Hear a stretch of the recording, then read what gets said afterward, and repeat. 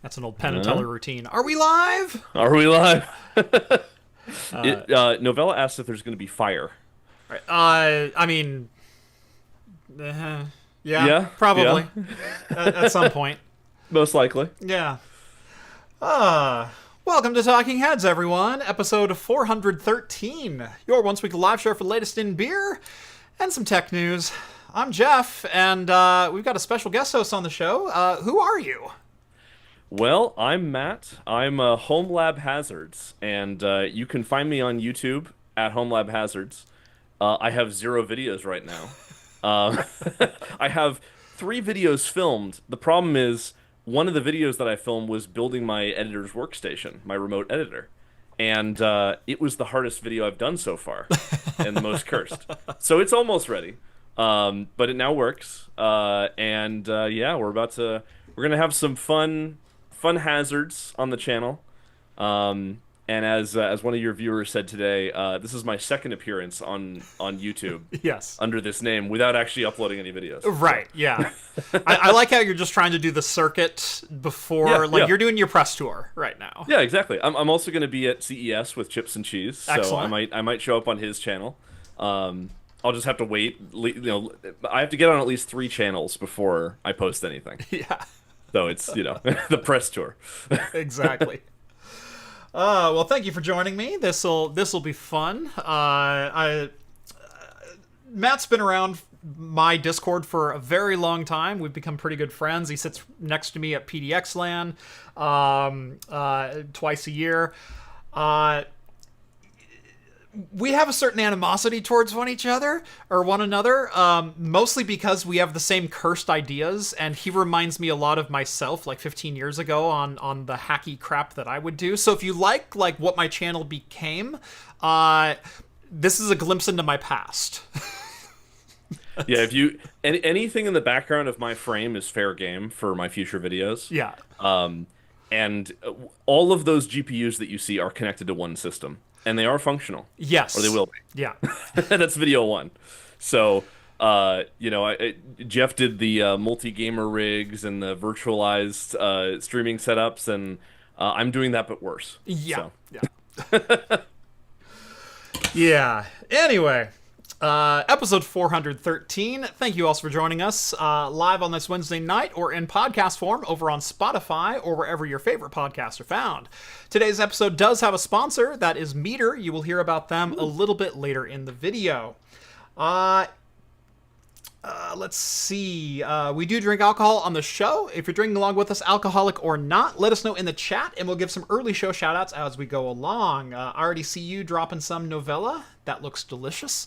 Ooh. Yeah. And if you like the content you see on the channel, want to help support me in what I do, consider joining the Patreon. Link is down in the video description. As a bonus, you'll get exclusive access to my Discord server where you can talk with all the hosts from Talking Heads and join the awesome community that hangs out over there. Welcome to the show. Novella breaking out a Shakopee Brew Hall Toasted Marshmallow and Coconut Winter Warmer Infusion. 6.9%. Nice. 4.05 on Untapped. It's funny. I've never actually been to Untapped.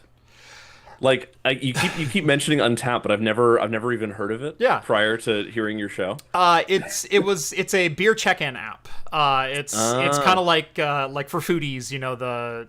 I guess what Instagram became and then no longer is. Like it was for the gram. It's the beer version of that. It's taking pictures of your beer or the brewery that you're at, and then recording and giving a rating for everything that you drink. Huh. Okay. I might have to try that because I've, as people in your Discord would know, which if you join Jeff's Discord, we do a beer Secret Santa every year. Yes. And some people go pretty overboard, like crazy. And I now have a lot of beers to try. I brought a couple of them on the show, so I'll be having to do some reviews, and I'll make sure to review ones that you really dislike as high stars. Right. Totally. Yeah. Yeah. So then you'll have to drink more of them. You've got to counter my ratings for them. Yeah. Exactly. Yeah. Perfect. All the pickle beers. Speaking of beer, and speaking of our beer Secret Santa over on the Discord, this one, I wanted to do like a seasonal beer, and then I'm also going to do one from the Santa pack, and I'm going to let the community decide at the top of the hour. So once we get to 7 o'clock, I'm just going to open the box and say, what sounds good to you all? Heck yeah. And that's what we're going to go with. For my starter, though, we've got from Hopworks Urban Brewery up in Portland. If you've ever flown through PDX, Hopworks is one of the brew pubs that they have there in PDX. It's usually my number one stop when I'm leaving town, even if it's like 3 a.m, because they've got really good steak and eggs. TSA loves when you bring the cans on the planes too. Yeah, absolutely. Yeah. You should always do that. Yeah. But from Hopworks Urban Brewery, this is their Abominable Winter Ale Seasonal. They come out with this every single year. It is a malty, spicy IPA, and it's freaking delicious. 7.6%. Damn. Okay. Well, I'll be starting off with something that I got. Ooh, nice pour. Yeah. I still need to get one of those glasses. I do need to get you one of these glasses. Yeah. I have a flask, and the San Francisco airporter owns the cup. Oh, really? Yeah, I lost it on the airporter. Oh no. The one that had my username on it too. I was so sad. Oh, the water bottle. Yeah, the water bottle. Oh no. Yeah. Tragic. But I'm sure someone at the San Francisco airport was confused. But there's so much tech around there that they didn't care. I have the collectible 50th birthday edition with pho and beer. Oh, that's right. Yeah, I have no idea what this is. It is Pho King Good, as it says on his AI generated shirt. It's kind of hard to see on there, but yeah. Yep. And this is from Ohio. Okay. And it was canned, so Ohio Craft Brewers Association. I've never been to Ohio. Neither have I. But my Secret Santa was from there, and unfortunately, the person that I got for Secret Santa was from Oregon. So I got all these like nice Pacific Northwest ones, and then I sent them like 20 miles south. So, yeah. But I'm going to try this out. I don't have a fancy glass, so I'm just going to drink it from the can. Well, there you go. Yeah. All right. Any other beers in chat? Looks like Michael just cracked open a bomber of Dragon's Milk. Ooh. That's going to be a good evening. By the way, tonight's show is brought to you in between power outages, so we'll hopefully be on the air. Luckily the storm has kind of died down, but we got like 50-mile-an-hour wind gusts here yesterday. We got 3.9 inches of rain here in my county. In 24 hours, we got 3.9 inches of rain, which is crazy even by our standards, and that's also considering we also had a day where we got 5 inches like a week and a half ago. It has been just an absolute deluge here. Last night we lost power for close to 4 hours. Wow. And for those who've been watching the channel for a long time, you know that about 5 years ago, maybe 4 years ago, I had a minor flood in this office here. And that's because we had a generational ice storm that knocked out power.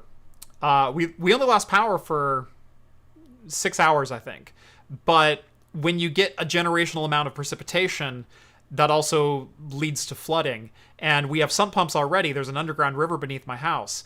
And when the water table is that high, it takes less than an hour of those sump pumps not running for the water to overflow.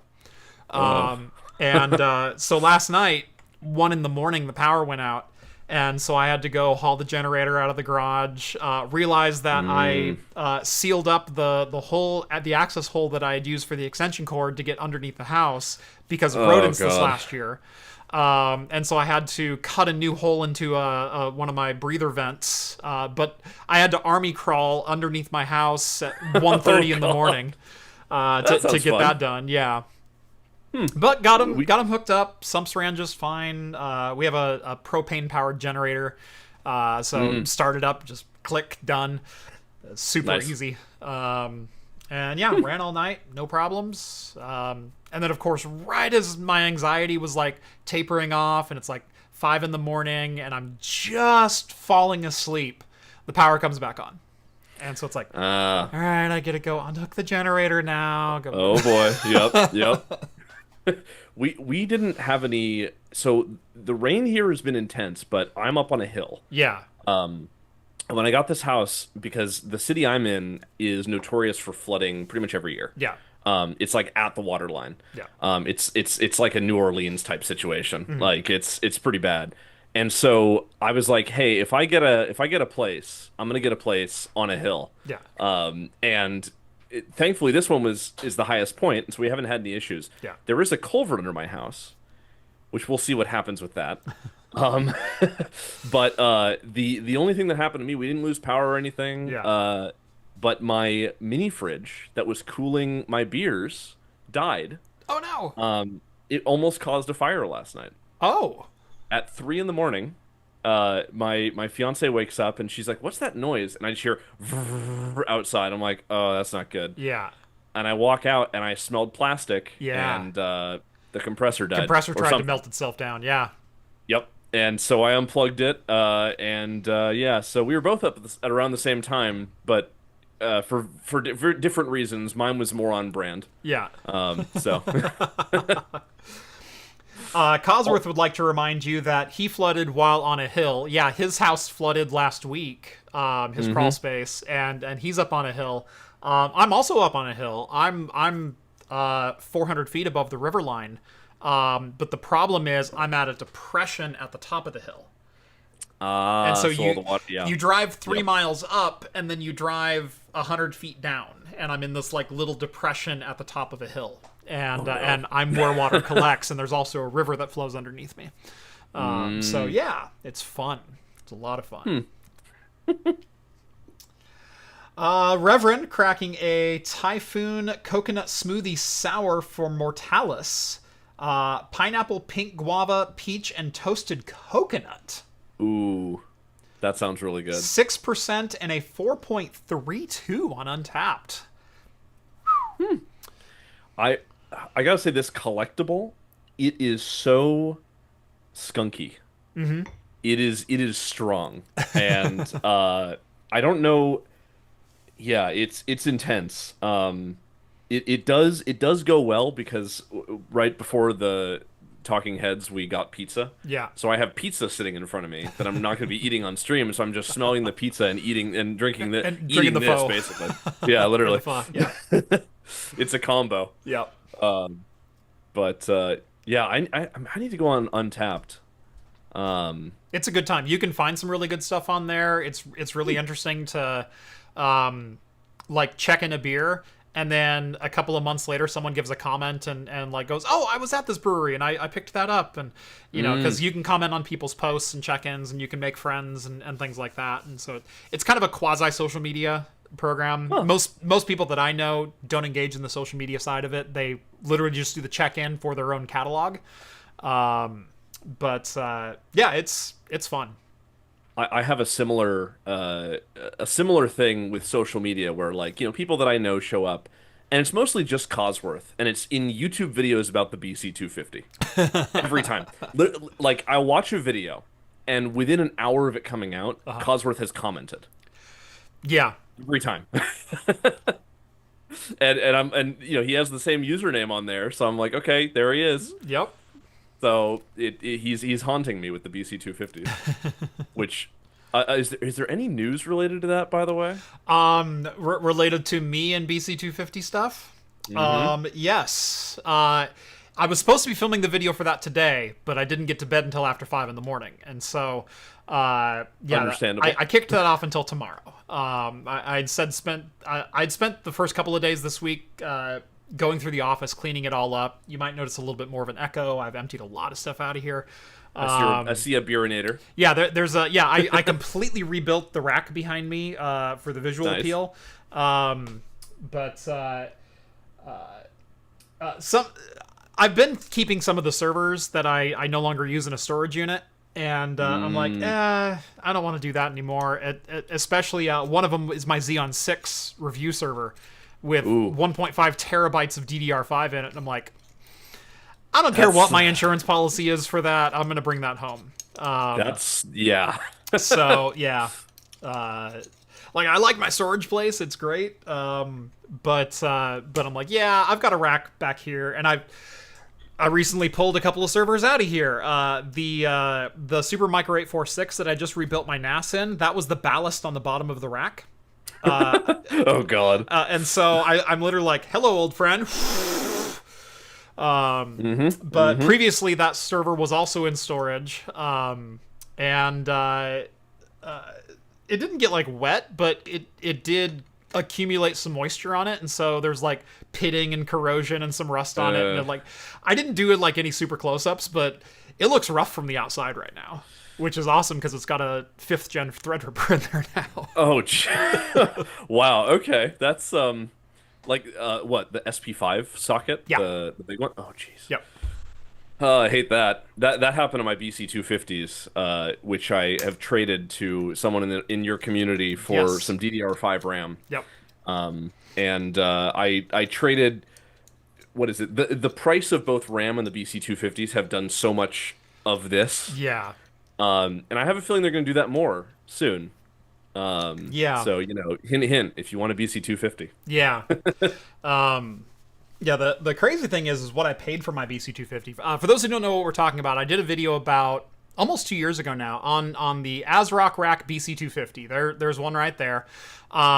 It's a 12 node system. It's in a 4U server chassis. It's a very interesting box because each of those nodes has the same APU as the PlayStation 5. Now, it's a cut down version. Instead of 8 cores and 36 compute units, it is 6 cores and 24 compute units. So it's about 2/3 of a PlayStation 5. But you can get them really cheap. And when I got mine, I think I paid $700 for the server, and it ended up being like $58 a node. I then discovered you couldn't do jack with it because the idle power was like 100 watts per node. So it's 1,200 watts just to turn it on to get 6 cores per node, which is pathetic if you want to do anything with compute. There were no such thing as graphics drivers. There's nothing else you can do with them. There's only 16 gigs of RAM on them, so they're not even great for compute tasks. Like, I'd rather put a Raspberry Pi in there if I'm going to do anything.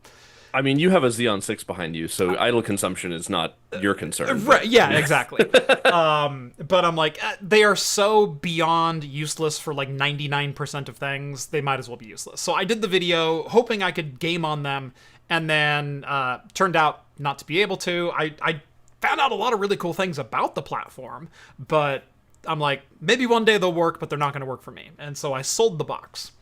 Then like 6 months later, the prices had just like plummeted, and I was surfing eBay one night, and the same seller that I spent $700 on had one listed for $350 for a full 12 node server. So I offered him $250, and they accepted. That's insane. So I paid $21 a node, and I'm like, I've wasted way more money on eBay before. If this just sits in storage and it never gets touched, cool, I'll take that $250 risk. But if the community comes together and eventually figures out the driver stack, I've got 12 nodes for $21 a node.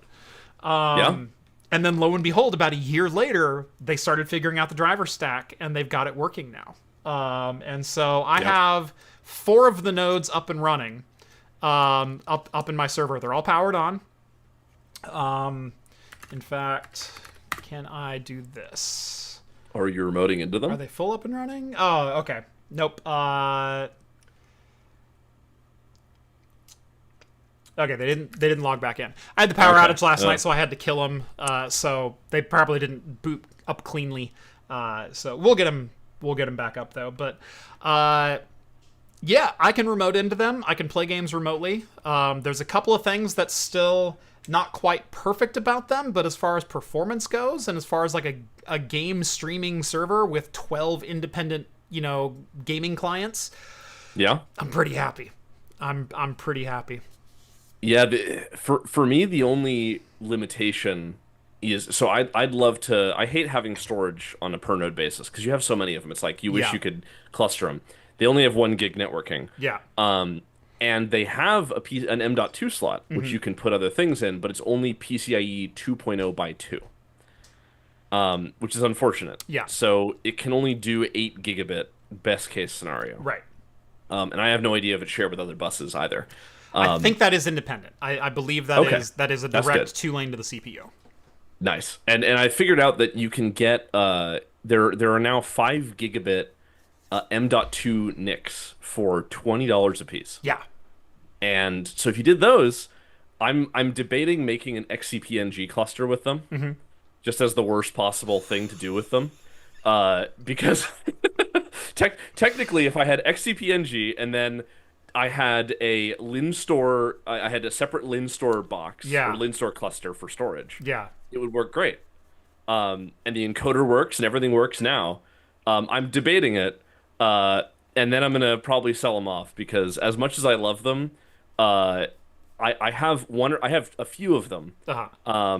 The one that I'm not giving away is because it's missing a little something. I don't know if you can see that. What's it missing right there? Did you desolder the M.2? What? A rubber mallet. Oh, Because I 3D printed the case and it got stuck in the case. oh no. And I tried to remove it, and apparently the force of sideways impact was enough So, to rip it off. yep. Now, thankfully, I already had taken the cooler off this, and this is just like my put it in the background Yeah. one. But yeah, so this one's a little bit dead, slightly. See, and I've been thinking some really evil thoughts because one of the big problems that I have with the server is it's so freaking loud. They are some of the loudest fans I have ever witnessed. What, they're 80 mil, right? And there's 5 of them? They're 580 mil, 18,000 RPM fans. Oh, God. They're 50 watt, 80 mil fans. They're insane. Yeah. So I do have a set of, because yeah, they're 12 volt. What, 3.9 amp or something like that? Oh, God. Yeah. I did pick up some Arctic 80 mil industrial fans. Ooh, okay. Nice big old chunky boys. I'm going to try installing these and see if I can get the noise level down. These also have a decent amount of static pressure. They've got a real swept design with not a lot of gaps between the fins. And so I'm hoping these have enough static pressure, but these are 12 volt, half an amp. That's a lot better. That's a lot better, right? So for mine, I put 3. You can just barely fit them. 3 Noctua 140 mil industrial PPCs, Yes. and those fit. Now they only can take in air from the 5 slots that are normally there, but it does work. There is a dude who will sell you a 3D printed front replacement that has 140 mil fan mounts. So you de-rivet the front panel and then you replace it with this 3-piece 3D printed thing with 140 mil fan mounts. I love that the community has built these wild things around it. Yep. It's incredible. Oh, do we lose Jeff's audio? Oh no, I should be here. Oh, okay. Okay. You went quiet for a second and said, "Oh no." No, I still have the Mac keyboard set up for or to throw things, and all of a sudden my desktop just went. Phew. Oh yeah, I see it on the other monitor now. Yeah. Oh no. Here they are. Let me. I was trying to pull this up. Oh, are we doing? This is a live test, everyone, because Jeff just reset up his stream environment. Yeah. Oh yeah. Yeah. Look at that. Huh. It's crazy to me that like. Yeah. So it's originally 5 fans. Yeah. And then you like, yeah, it's wild. And then they got the 3. Yeah. Yeah, It's they might have done J-frames, 3 120s. Mm-hmm. But I still have concerns about the ducting to some of the blades in between the fans is not going to be great. Yeah. And so Yeah. it'd be great to also maybe print a baffle to make that function. Yeah. I mean, they're a modder's dream, and that's the great thing is like it's amazing that we went from having literally no functionality. Yeah. Like you could run Linux on it, but it was just CPU, and that was it. Yep. And it To idled at 100 watts. Yep. Yep. And now we have full video encoding. Yeah. Which is wild. I have not been able to confirm that video encoding is working. In fact, whenever I'm Ooh. doing Sunshine, it is using the software encoder. I have verified that. Oh shit. And so it's still decent. And in fact, the video that I'm filming, I do go over like all the pros, all the cons of these systems. They've gotten the idle draw down to like 40 watts, which is totally reasonable for each one of these nodes. Yeah. I think with this Arctic fan mod, that's going to also cut the fans from 250 down to about 50 watts. And so that should be a pretty dramatic difference as well, both in terms of noise and in terms of not losing hardly any performance. The stock thermal paste, the VRM cooling is way overkill on these. And I do have one of mine with PTM 7950, and that made a dramatic difference over the stock garbage ASRock thermal paste that's on there. And so I think between just lower volume fans, but still high static pressure, as well as PTM 7950 for the CPU, it should be runnable. That being said, I am thinking some pretty evil thoughts of water cooling all 12 inside the box. Oh god. Also, do you have a memory leak going on right now? 'Cause you're losing some frames on YouTube, but not on me. Chrome in the YouTube Studio app likes to occasionally just like, no, I'm not going to cooperate anymore. Yeah. And it's not a memory leak, but it is it's a CPU overflow essentially. So my encoder or my decoder from playing back the video and scrolling the chat, I think is what's going on. I mean, that's what you get when you use BSD as the kernel. So that's, Somewhere Vince is having an aneurysm. True. I had to explain. I showed my fiance the GNU/Linux copy pasta. Yeah. This thing called Linux you refer to is actually GNU/Linux. Yeah. And I showed her that, and she's like, so that's so what is Linux? I'm like, oh no, hold on, I'm gonna have to explain this. But we got an F for Chrome. Yep. F for Chrome. Okay. Yep. Well, what kind of news stories do we have today? We don't have a lot. Really? In fact, not much going on? I mean, we're 2 weeks before CES, 3 weeks before CES, so there's no such things as announcements. Yeah. We are technically going up against Donald Trump doing whatever PR announcement he's doing tonight. So if you're tuning into that, come back over here. We have beer. I'm sure you're going to need it. Yeah. We have beer and silicon, and that's generally.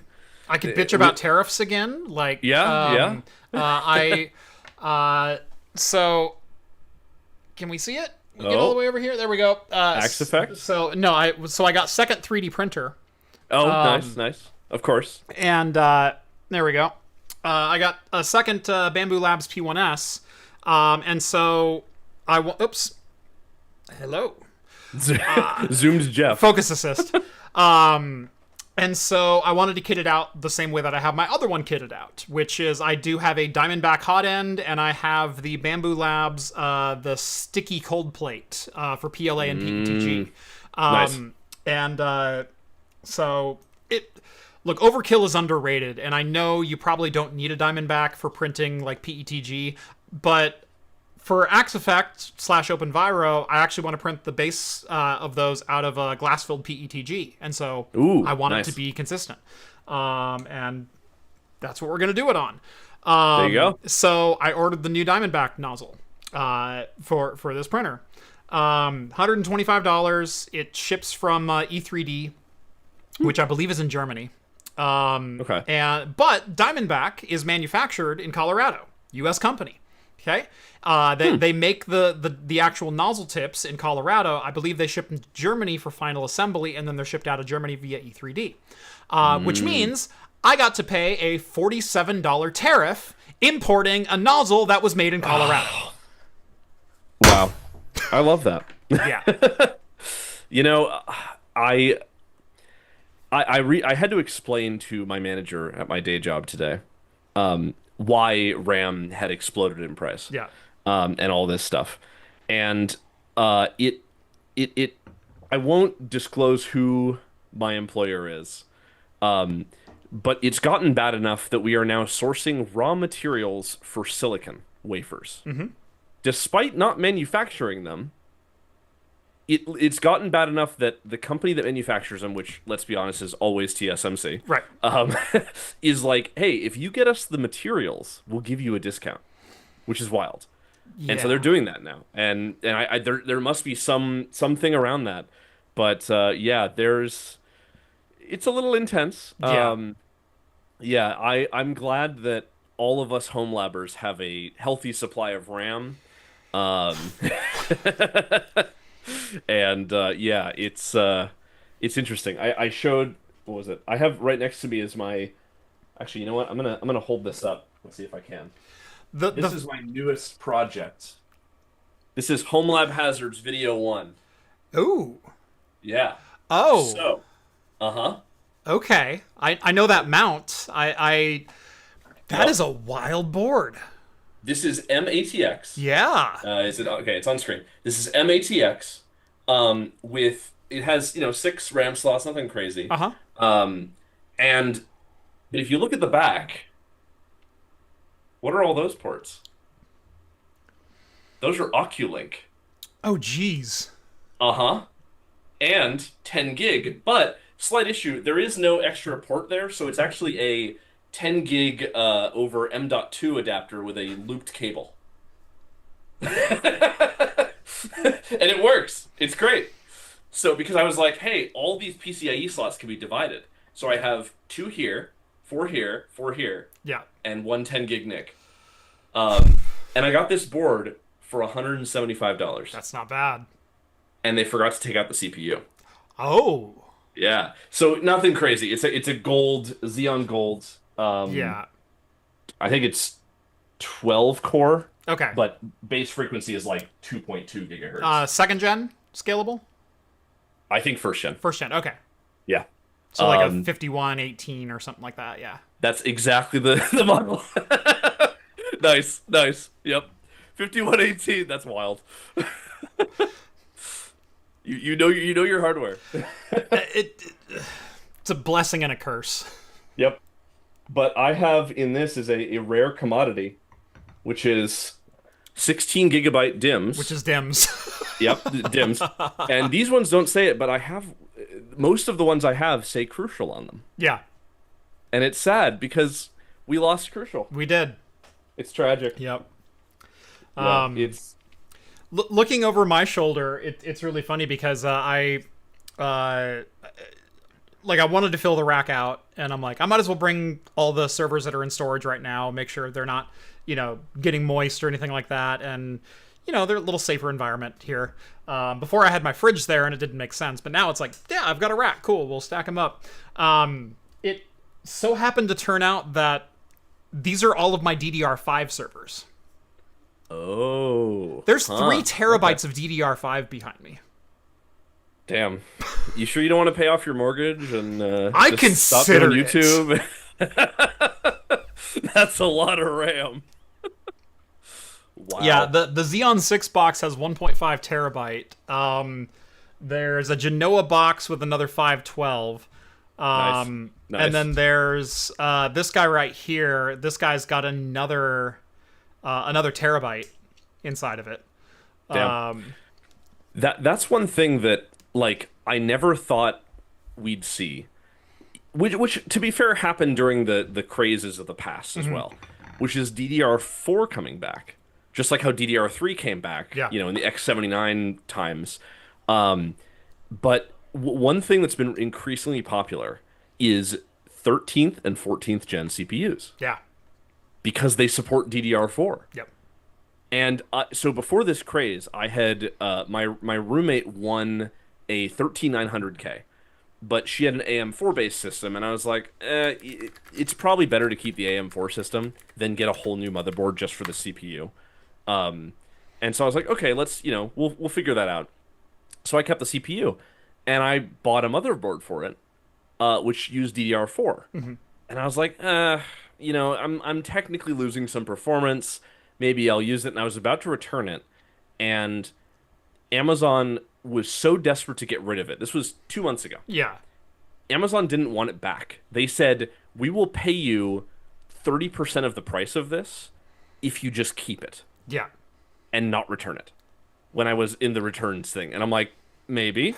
Yeah. So I was about to do that, and then the RAM crisis happened. Yeah. And now that motherboard has doubled in value, and it's just some basic Asus thing. It's wild. Yeah. Some B650. Yeah. Yeah.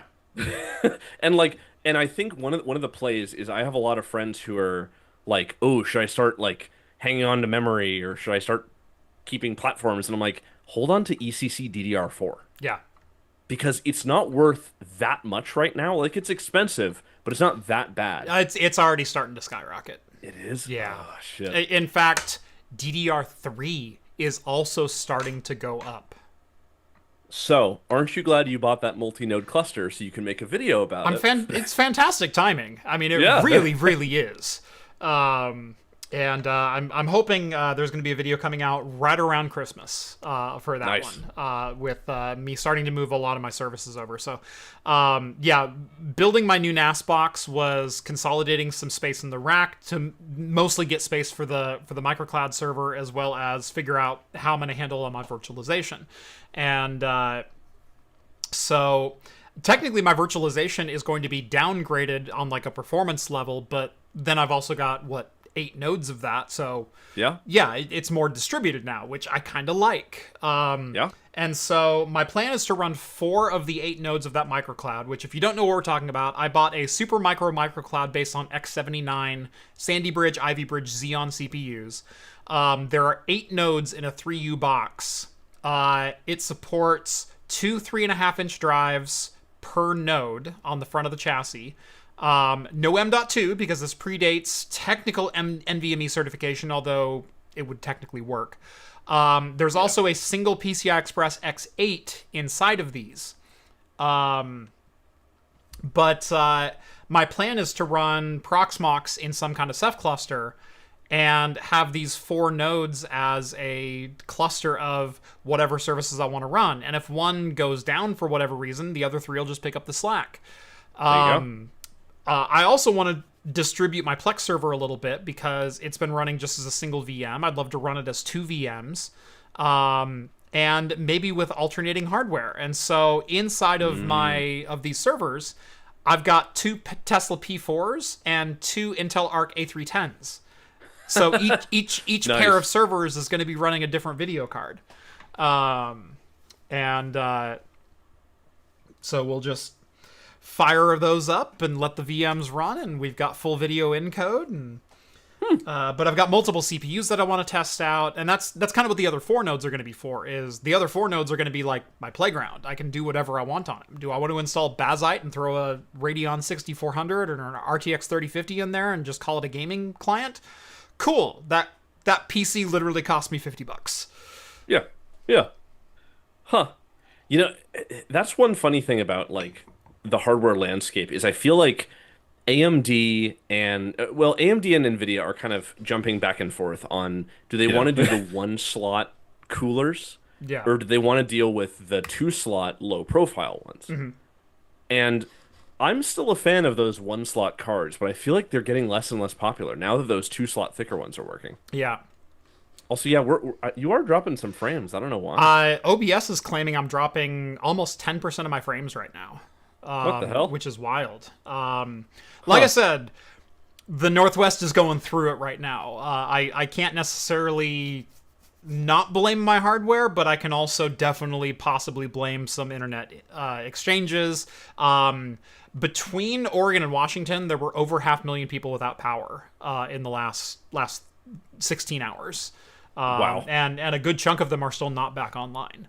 That's like I crazy. said, luckily we were only out for about 4 hours, but a good chunk of the Willamette Valley here in Oregon is still without power, and has been kind of slowly recovering.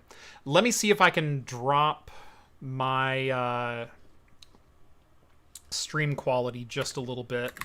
You And can also see if turn that off video helps. on Zoom. That might help as well. I can't because that's how everyone sees you. And so, Ooh. yeah. If you turn off your video, oh, I see. Yeah. Because I'm capturing the Zoom window. So, hey, look, here's a mouse. Yeah, yeah.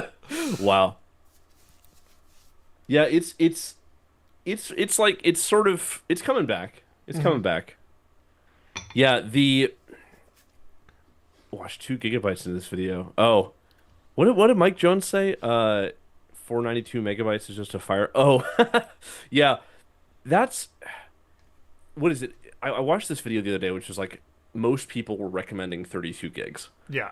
and now we're back to 16. Yeah. And I feel like I don't know. I feel like we go through this cycle every year, or not every year, but every couple years, Yeah.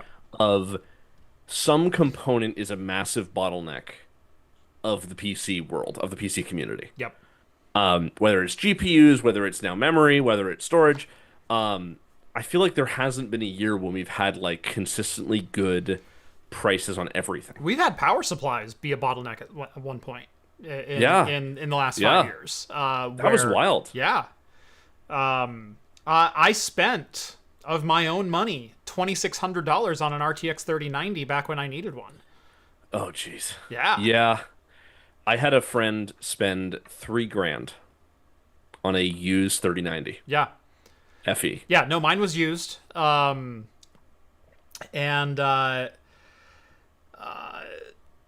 yeah, I bought all new Sony cameras, and all of a sudden I'm shooting in ProRes, and it's like I need more video memory. I had Yep. a 2080, I think at the Oh, time okay. in my Yeah. editing rig, and yeah, 8 gigs, more than fine for gaming. 1080, 1440, whatever I was doing.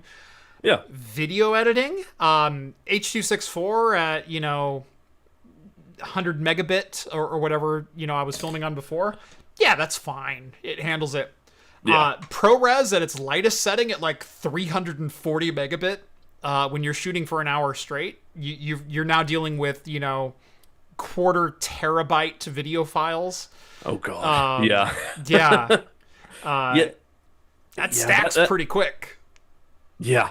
That's one thing that I think I asked this when you did you did an episode a couple tens of episodes ago on Talking Heads where you had random people pop into the chat and chat with them. I think I mentioned at that point where I was like, is unified memory going to become more of a thing? Uh-huh.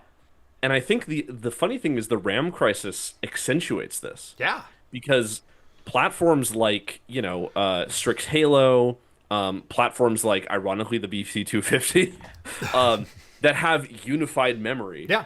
Like, it's so much more convenient because let's be honest, if you're using a shit ton of VRAM, you're not also running multiple programs. You might be using a lot of RAM in that program, but you're probably just gaming. Yep. Or running some content creation suite, and then you're probably just having Discord open or a browser, right? Whereas if you're using a lot of system memory, you're not usually using a lot of RAM. Now this is generalizing. Like I'm sure there's workloads out there that are both. Right. But the thing about unified memory is you can choose where it's allocated, and so you can have less on the physical machine.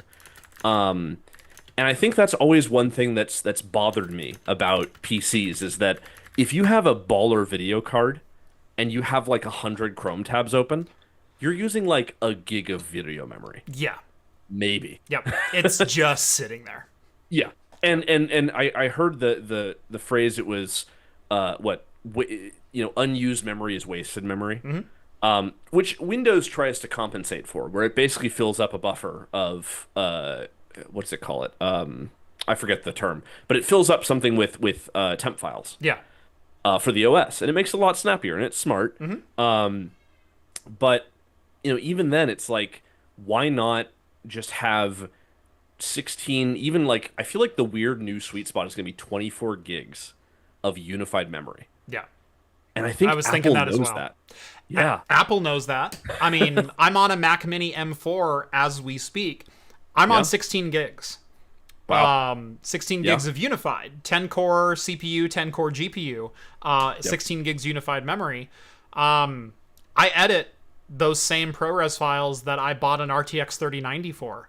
Yeah. And they had like butter on this thing. Yeah, I mean, it's like I'm honestly surprised that hyperscalers haven't pushed for this more. Because the idea of a hyperscaler having a GPU sitting around with stacks of HBM that are not being touched, Right. that's wild. And I mean, it'd be great if we could have like CXL that could like use the GPU memory, but it wouldn't even be fast enough, because that's the problem, is you have to do it on die. Yeah. I've seen some really interesting projects, and maybe this is something you look at, Mr. Homelab Hazards, you can invert the protocol for GPU direct storage. Did you know that?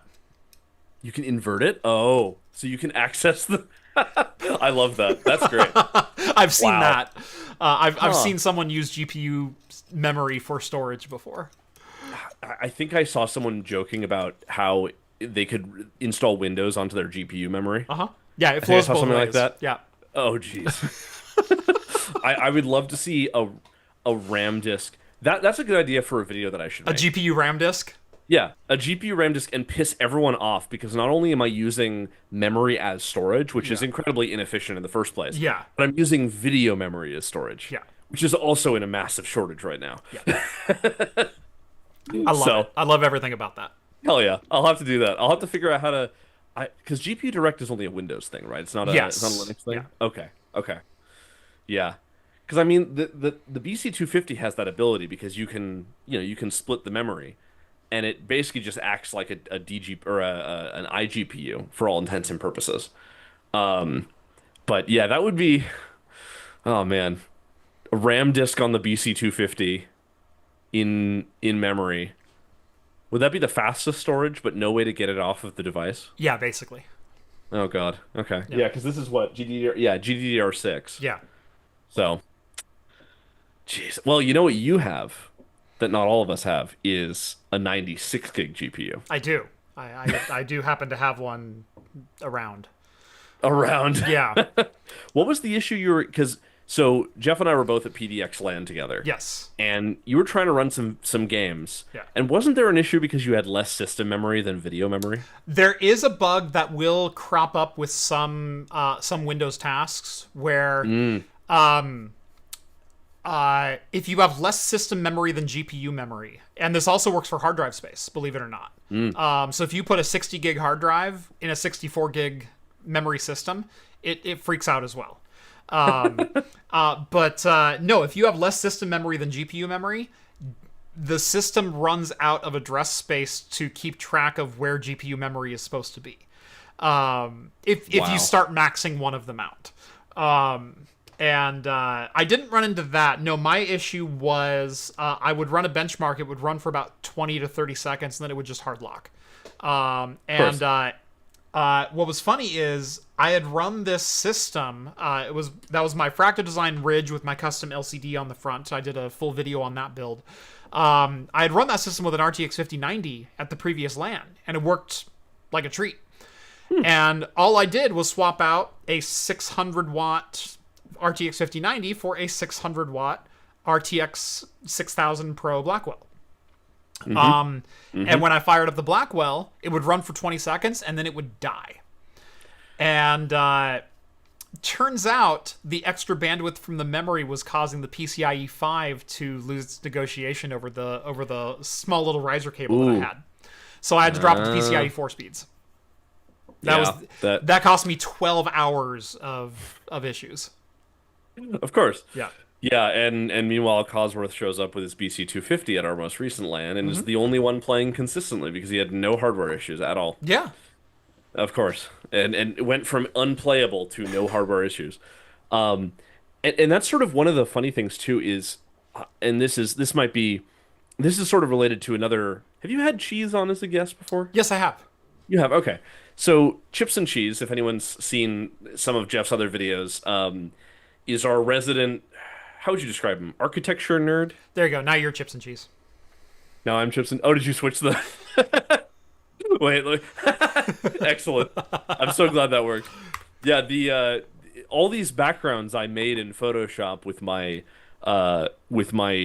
limited skill, Yeah. and it turns out that our good friend Yakto also worked at like a design place at some point. Yeah. So he was giving me design pointers. He's like, "This is terrible. Don't do that."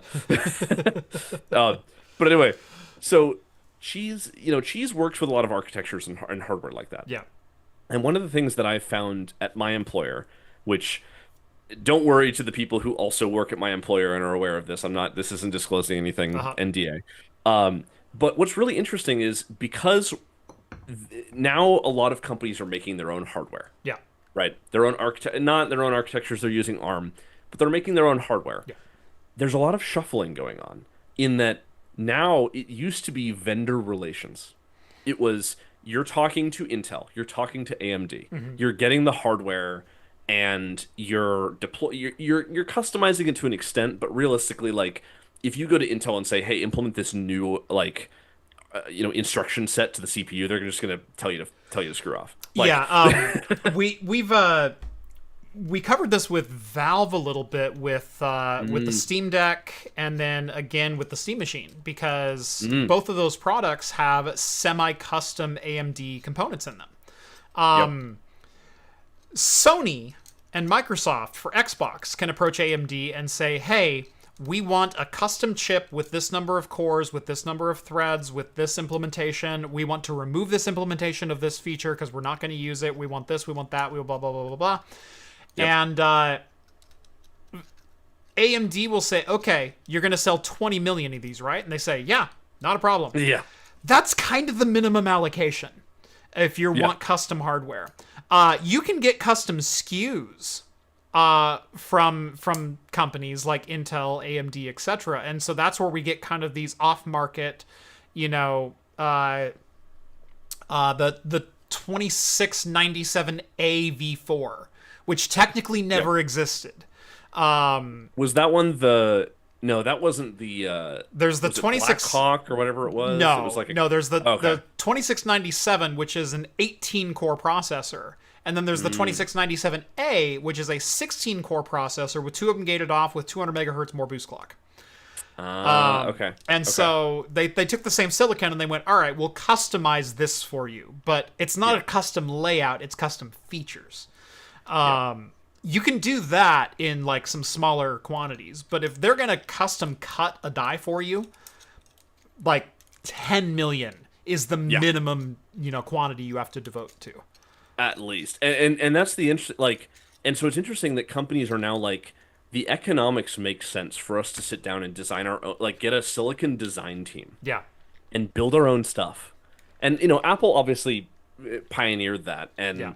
but companies have been doing it forever and now it's like it's becoming more relevant. And this is not financial advice, but this is one of the reasons why I don't personally invest in Nvidia. Um, because from a hardware perspective, the analogy has been said a billion times that there's a gold rush and they're selling shovels. Yeah. But they're selling CUDA shovels, and they're selling shovels that only they can make. They're selling shovels that only work in their dirt. Yep. That's a good analogy. Yeah. Only work in their dirt. And meanwhile, these hyperscalers can say, "Hey, we can build our own stuff." And like Google's TPU, it's like, sure, it doesn't work as well. Maybe it's not optimized for this workflow, but it's like it costs them they didn't have to get or no one had to make a profit on that Right. other than the designers and the company selling the product of it, not TSMC and Nvidia and the company, blah blah blah, all that stuff. Trucker says, if not bubble, why bubble shaped? Yeah, pretty much, literally. Yeah, oh god, I'm just if the bubble pops, we are gonna have so much hardware. Oh yeah, so much hardware. Now the question is, what's that new AMD one that's like double wide rack wise? Oh, the OCP AMD. Yes. Venice. Is it? Yeah, it's basically it's 2 racks wide. Yeah. The equivalent of 2 19 inches. Yeah. And so equivalent, by the way, that you can mount a switch in the middle of them, and then you have ears for a 19-inch rack. Yeah. Mount device, which is hilarious. And so they, oh my god, sorry, what Michael said. Terrible. Incredible. But yeah, it's like that's the kind of stuff where us as home labbers, and I think your community in particular, is going to have a slight advantage in the sense that normally it's like, oh, all this enterprise stuff went away and we're going to deal with ATX boards. People were deploying ATX stuff during the mining boom, and the RAM that was using these servers can be transferred to ATX boards. But now it's going to be custom everything. Yeah. And the problem is hardware has gotten so bespoke and specific. If you look at what's going to happen to like the B300 GPUs when they're no longer used, because the only thing they do is CUDA. They can't even run video processes.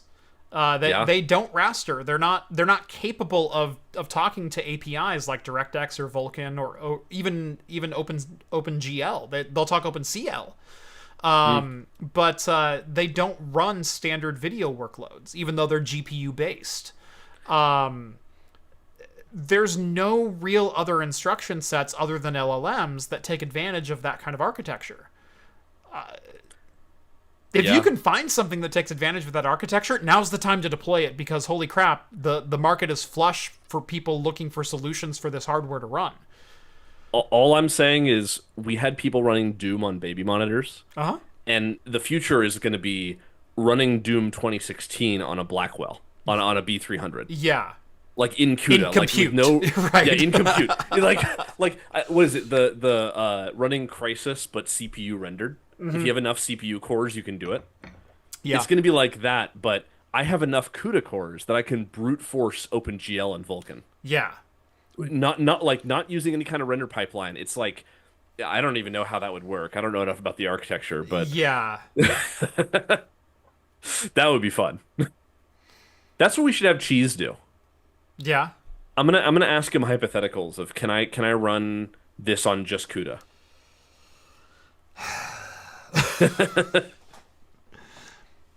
That'll be fun. Well, as promised, it is the top of the hour, and I literally just finished my glass. Okay, good timing. So, let me finish mine off. I'm gonna grab my my Secret Santa box down here. There we go. I took out the cans. This is only the bottles, mind you. The cans are all in the fridge upstairs. I'm gonna probably drink those on some regular episodes, but nice. I'm gonna give this viewer choice. This is very dangerous for me, by the way, because there's some big stuff in here. I am going to take one choice out, but I do want to show you what it is, because I'm going to save this bottle for a much more. Not that this isn't a special occasion, Matt, but, specialer, okay? Specialer, yeah. Gotcha. So, my Secret Santa received this last year from American Cosworth, and then never drank it, and so sent it to me. Ooh. This is from even more age. This is from Deschutes Brewing, Bend, Oregon, so local-ish. This is the Abyss Stout, but this is the 2011. Ooh. This bottle is 15 years old. Holy shit. So that's the viewers can't select that one. This one is not for selection, but I did receive this. Wow. Hey Jeff, how does it make you feel that I was 10 years old when that was bottled. Wait, I was 11 years old.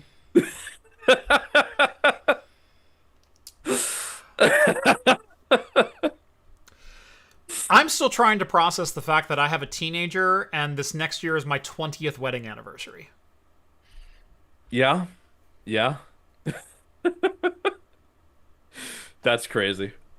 I had learned to walk by the time you got married, so. You were At of least. ring bearer age, though. You know? Yeah. You would have been adorable walking down the aisle at my wedding. Oh God. Did you have a 6-year-old walking down the aisle? We did. We did. I actually nice. have a couple of twins, cousins, who are your age. I think born the same year. Terrifying. Yeah, exactly. But yeah, no, we had one of them did flowers and the other carried the ring down. Nice. So it was good. I actually, while you're unboxing this, I'll give a little small story. I went to a wedding in South Carolina recently. Uh-huh. I had never been to South Carolina. I'm from California. Yeah. And I live in Washington now, and so I couldn't handle the sweet tea there. It was too much. Yeah. It was a lot. Yeah. Have you been in the South at all? Because I haven't been like to the deep South, but I have been to like Texas, Arkansas, like Oklahoma. I've been to those places. Very, very similar. Yeah. It was a lot. Yeah. And they also pour their drinks heavier there. Yes, they do. And the person who was supposed to officiate the Oh, wedding. if you want a sweet tea and bourbon, you're Ooh. getting 4 ounces of bourbon and just shit. just a splash of sweet tea. Yeah, literally. And so the person who was supposed to officiate the wedding, Yeah. it wasn't a priest or anything, but just the person officiating, showed up buzzed, Oh yeah. and then went to the bar because it was at a golf club, Uh-huh. and was so blasted that the club, not the wedding, not like anyone else in the wedding, the club kicked her out. Oh, jeez. It was that bad. And she drove there and then drove home. And then drove home, right. Thankfully was fine. Yeah. But they had to find a last minute person. And so when you said the ring bearer situation, I think the guy who was supposed to be the ring bearer ended up like officiating the wedding. Yeah. And the best part was he was just one of the groomsmen as well. Uh-huh. And he was wearing a kilt. And so Nice. a very large man wearing a kilt was the person who officiated their wedding. See, that's a better wedding already. Exactly, yeah. Literally. Yeah. And they had Pokemon Go in their vows, which is even more incredible. Nice. So, Nice. yeah. Which is terrifying. That was 10 years ago that game came out. Yep. All right. What you got? On to the beer choices. We have 1, 2, 3, 4, 5, 6, 7, 8 beers to choose from. Okay, so I'm going to read them off very quickly. From Icarus Brewing, we have the Life Unraveled American Barley Style Wine. Barley Wine Style Ale, 12.5%. There you go. Wax top. Gorgeous looking bottle. Nice slender shoulders on it. We've got a Nugne from Norway. This is the Imperial Stout Strong Dark Ale. So this is what essentially their Imperial Stout is. This one is clocking in at 9%, 75 IBU. So there's that guy. We have a 2024 Firestone Walker Peribola, which is an Imperial Stout aged in straight rye barrels, 15.2%. I thought you horribly mispronounced parabola, and then I saw how it was actually spelled, and okay.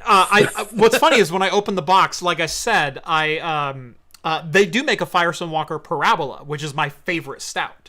Oh. This is the Peribola. Why? It's Firestone Walker. And what's funny is I thought I had ruined some of the surprise because I needed to transfer this into a smaller box to get it up to Yaktos for the LAN. And I opened the box and I went, that's a Parabola. And so it's like, I knew... So it didn't spoil it. I didn't spoil it. Yeah. Okay. Also, I love the people in this community, but man, do they send a lot of beers, and the unboxing took like 2 hours. Yeah. I think I'm also going to nix this one simply based on the size, because this is a 750. That's a bottle of wine. That's a bottle. That's not a beer. Yeah, that's a bottle. This is a Wow. Belgian-style golden ale aged in bourbon barrels from Allagash. 10.2% bottled in Portland, Maine. I'm also going to nix this one from the selection. This one's a bottle to share. That's a big bottle. I feel like if someone were to make like I'll do themed- Bomber. I'm not doing a fifth. Yeah. If someone were to do like IT themed beers, that would be a Sev Zero. Yeah. Or a Sev One, maybe. This one will get some people excited. From Transient Artisan Ales, this is the 2022 Junie. Imperial Rye Stout, aged on Violet and Sky, Cocoa Nib, and Salted Caramel. 12.5. 2022 Junie. Nice. These are Transient Artisan, the Junie series ales. Those are like legendary.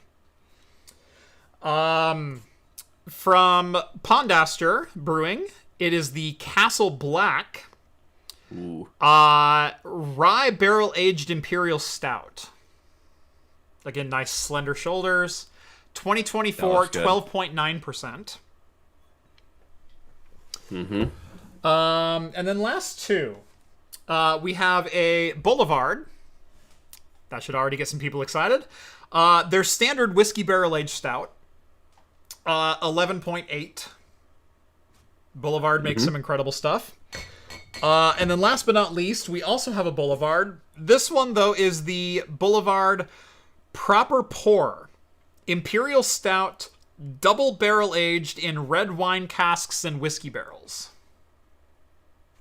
Damn. 12.7. So those are your choices. There are 7 beers to choose from. And the One, right two, choice three, is four, however 5, 6, 7. Yep. as much alcohol as you can possibly do. Right. Drink responsibly. There are 7 beers to choose from. The outlier is at 9%, but I think all the rest are between 12.5 and 15.7. Well, while your audience is choosing, Yeah. I'm going to show you what I'm going to be drinking next. Yeah, yeah. Which is your favorite. And it's in combination with some food because I also have this box here, which is currently leaking juices all over me.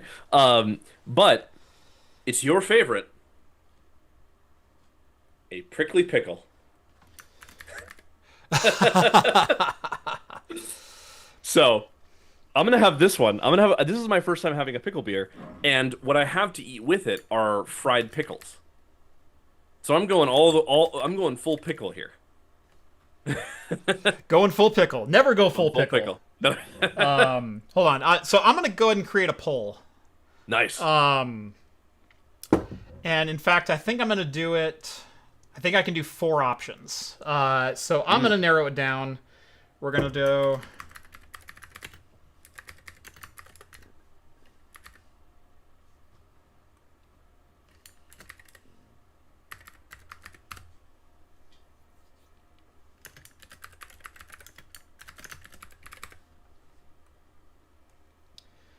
Ooh, pickle French fries. Those sound good. That's the other thing about the South is everything's fried. I got sushi and it was fried. I know that's normal, but I was disappointed because I wanted it not to be fried. All right. While you're creating the pool, I'm gonna try the pickle beer. Never had one before. What's your opinion on them, Jeff? You like them? No. No, I do not. Okay, right. poll is started. We're going to give this about 6 minutes. So I could only do a poll of four beers. So I nixed one of the Boulevards, and I nixed the Life Unraveled by Icarus. That is sour. Oh yeah. Oh, Have you've never had a pickle beer before, have you? no. Yeah. This is only 5.5%. This Wow. It's a thing. Huh. Yeah. That's intense. It's not bad, but it's intense. Yeah. Wow. Sour beer. Spicy pickle sour beer made with sucker punch pickle brine. 12 ounces, 5.5%. And my favorite thing about this is my Secret Santa wrote, you can't really see it on my camera, but they wrote Christmas pickle on the side. Because I'm sure they had it in their fridge with a bunch of other stuff. Yeah. I have a feeling your entire community is just saving one pickle beer in their fridge for if they get you. I guarantee it. Like, I guarantee, like, none of them had writing on them, none of the rest of them. Yeah. So I have a feeling this was the only one that was saved in case they had you as their Secret Santa. Yep. So we've got 27 votes in so far. It is neck and neck between the Boulevard Whiskey Barrel Aged and the Transient 2022 Junie so far. Ooh. Which one's a higher ABV? They're both up there. Yeah. Transient, the Junie is 12.5, and the Boulevard is 11.8.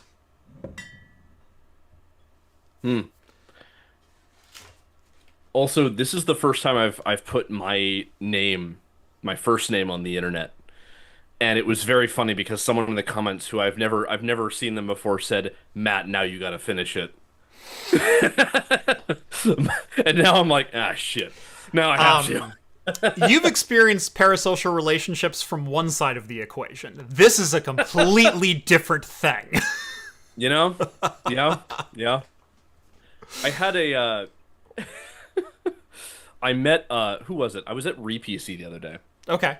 And I met the cathode ray dude. Have you heard of him? Oh, yeah, yeah. Yeah. I saw him out there, and he was behind the scenes at the place, and I saw the thing he picked up for his latest video before he published it. Yeah. And I was like, oh man, I got to see a YouTuber. I'm like, wait a minute. I talk to a YouTuber all the time. You son of a... Wait a minute. And then when I met Ian at LTX and realized how incredibly short that man is. Yeah. Yeah, Ian's like the one short YouTuber that I interact with on a regular basis. It's really funny when the rest of us are standing around because Patrick from Serve the Home is also not overly tall. He's like 5'8". He's like average height. Ian is well below 5'8". But then the rest of us in like this niche community, like Techno Tim, Wendell, myself, there's Jeff Geerling, there's all like the fringe Homelab YouTubers, our average height is like 6'2". Like, it's insane. Yeah. I'm 6 feet and I'm bringing down the average of the community by joining it. Yeah. Yeah, we've talked about this because Skull, who's one of our mods over here, he's like 5'11", trending 6 foot, and he goes, whenever I see like you and all your friends at PDX, it's like, that just makes me uncomfortable, man. Yeah. Yep. You know, one of the other things is I'll be sharing a room in Vegas with Cheese. So that'll be interesting. Yeah. Chips and Cheese is, if you haven't heard of them, there's Tech Potato, Ian Cuttress, who's in the craft computing community. Yep. If you want turbo nerd stuff, they go into turbo nerd stuff. Yes. Yeah. And I find it very funny that I was only a couple of years ago reading Chips and Cheese articles, and now I'll be sharing a room with him in Vegas because I'm too cheap to get my own room, and because he hurt his foot and I'm his pack mule for CES. There you go. But it's also very funny because when I tell someone, I'm like, oh yeah, like I know that, like I checked with this YouTuber called Craft Computing and this guy named Ian Cuttress, and they're like, who? Yeah. I'm like, yeah. I forgot. People aren't as terminally online as the rest of us are. Yep. How tall is Hardware Haven? I actually don't know. I've never met Colton in person. I've spent a lot of time talking with him, video chat, etc. Colton's a great guy. I think he is also around average height. That's the vibe I'm getting. I'm getting like a 5'8", 5'9" kind of vibe from Hardware Haven. Colton, I'm probably dead wrong. You're probably 5'2". Give him benefit of the doubt. Right. I actually almost didn't name my channel Homelab Hazards. because HH, he had already taken that. Yeah, yeah. So I was like, I don't want to like step on another, YouTuber's toes in the home lab space. Yeah. I So love that you're all about the alliteration game as well. oh yeah, yeah. Welcome to the club. Yeah. CC, Techno Tim, Craft Computing. Yeah. Yeah. I didn't even realize that. Wow. Yeah. Well, LTT is the outlier, huh? Well, he has two T's, so Yeah. close Yeah. enough. Yeah. Wow. Oh, this pickle beer is so much. Oh my God. All right. That is 6 minutes. We're going to call it by the slimmest of margins, by a single vote. Ooh. By one vote. Hold on. Let me end the poll. There we go. Oh. Oh, no. It flipped right at the last second. Holy crap. The Boulevard wins. Damn it. I voted Junie. Yeah. What's funny is when I hit end poll, Transient had it, and I think 2 votes kicked it the other way. It was Transient when I hit end poll, but no, the official results are, the Nugna Stout, 14%, Pondaster Castle Black, 23%, Transient 2022 Junie with 31%, and the Boulevard Whiskey Barrel Aged Stout, coming in at 32%. So, how could you, Parker L. Reed? Right? He said it was him. And Edge crashed? Yeah. Parker says that vote would have been me. Hell yeah. Not tech support? Yes. I was going to make that joke, but this is a very family-friendly show. Oh, man. Oh, that is... I can already tell that's smooth. That is way smoother than that should be. You know what's smoother? Pickle beer. It doesn't look that smooth. That face you're giving off does not say smooth. That's not intentional. It's just happening. Not overly dark. A little bit fizzy, but the head immediately dissipates. Nothing too surprising there. Yeah, that head will kind of spike up and then immediately just kind of... Yep, and there it goes.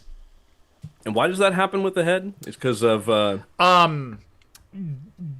Higher ABV beers have a really hard time holding on to the head, and it's because alcohol has a lower surface tension than water. Oh, that's interesting. Yep. Huh. And so actually, this one's actually thickening up quite nicely. Nice, very, very thin, like cream head on it. Yeah, the higher ABV, it has a harder time keeping onto the carbonation, and then when the bubbles do form, lower surface tension means they pop way easier. So how are you scoring the inside of the glasses? Because you make all your merch at home, right? Yeah. Okay. How do you do that? I have a Galvo laser, which is a laser on a giant arm. And instead of moving on a gantry XY, to cut a pattern like you would think of like a 3D printer, instead, my laser head is fixed, and there's a set of rotating mirrors, kind of like a DLP projector inside of it, that bend light. They kick off like this to point that laser anywhere it wants to go within a certain area. And so it'll shoot the laser down the tube, reflect off a couple of mirrors, and then point that beam of light exactly where it wants it. And because of that, I have a very long focal length. Most of the time on lasers, you'll end up with like a 20 millimeter focal length, where your cutting head has to be 20 millimeter above the surface. My cutting head is like 190 millimeter, 230 millimeter. And in fact, I have different lenses because it's basically a camera at this point. It's the inverse of a camera. My image sensor is the laser, and my film is the cutting surface. Yeah. I have a lens out there that has a focal distance of 410 millimeters. So I can be 4 feet off or 3 feet off the surface of something, and be able to engrave it. So how have you not made a video about this? I probably should. It would be double advertising, because not only are you making a video, right, But if people saw how you make it and then be like, you can buy one of these. Right. Part of it is my garage is really messy, and so I've been wanting to like clean my garage and get like a presentable thing to show. Yep. Secondly, I haven't quite finished the table that I'm working on. So I have like a rolling bench that both my lasers and my computer and everything else sit on for that. I have bought a brand new fixture table for them that is a 50 millimeter grid of M4 screws that is 1 meter by 2 meter long. Like it's huge. That I need to replace the top of that table with, and then that turns the entire surface of that table into a fixture table. So I can lock things down and screw my jigs in and everything else, but that requires clearing the entire table off, redialing in the lasers, like it's a whole thing. Yep. And I just haven't done that because I'm in production and I'm usually cutting things every couple of days. So one of these days I need to do that though. But the reason I'm able to cut the bottom of the glass is because the laser head sits up here and is able to focus down here at the bottom of the glass. So is it the same laser that you do the outer part on, or is it a different laser? Yeah. Oh, okay. Yeah. Oh, wow. Yeah. So I have two different laser types. I have a CO2 laser and a fiber laser. And the basic difference between them is the wavelength at which they project light. And that wavelength will interact with different objects differently. In layman's terms, CO2 is for organic objects, fiber laser is for inorganic objects, but there is some crossover within that. And so my fiber laser cannot engrave wood, but the CO2 laser eats it for breakfast. Where what does it do? Just light it on fire? Lights it on fire. Yeah. Cool. Whereas My favorite. the CO2 laser, I can carve 3/4 inch deep grooves into a piece of wood. Like it's crazy, and that's without air assist because again, my focus or my head is 2 feet above the surface. Yeah.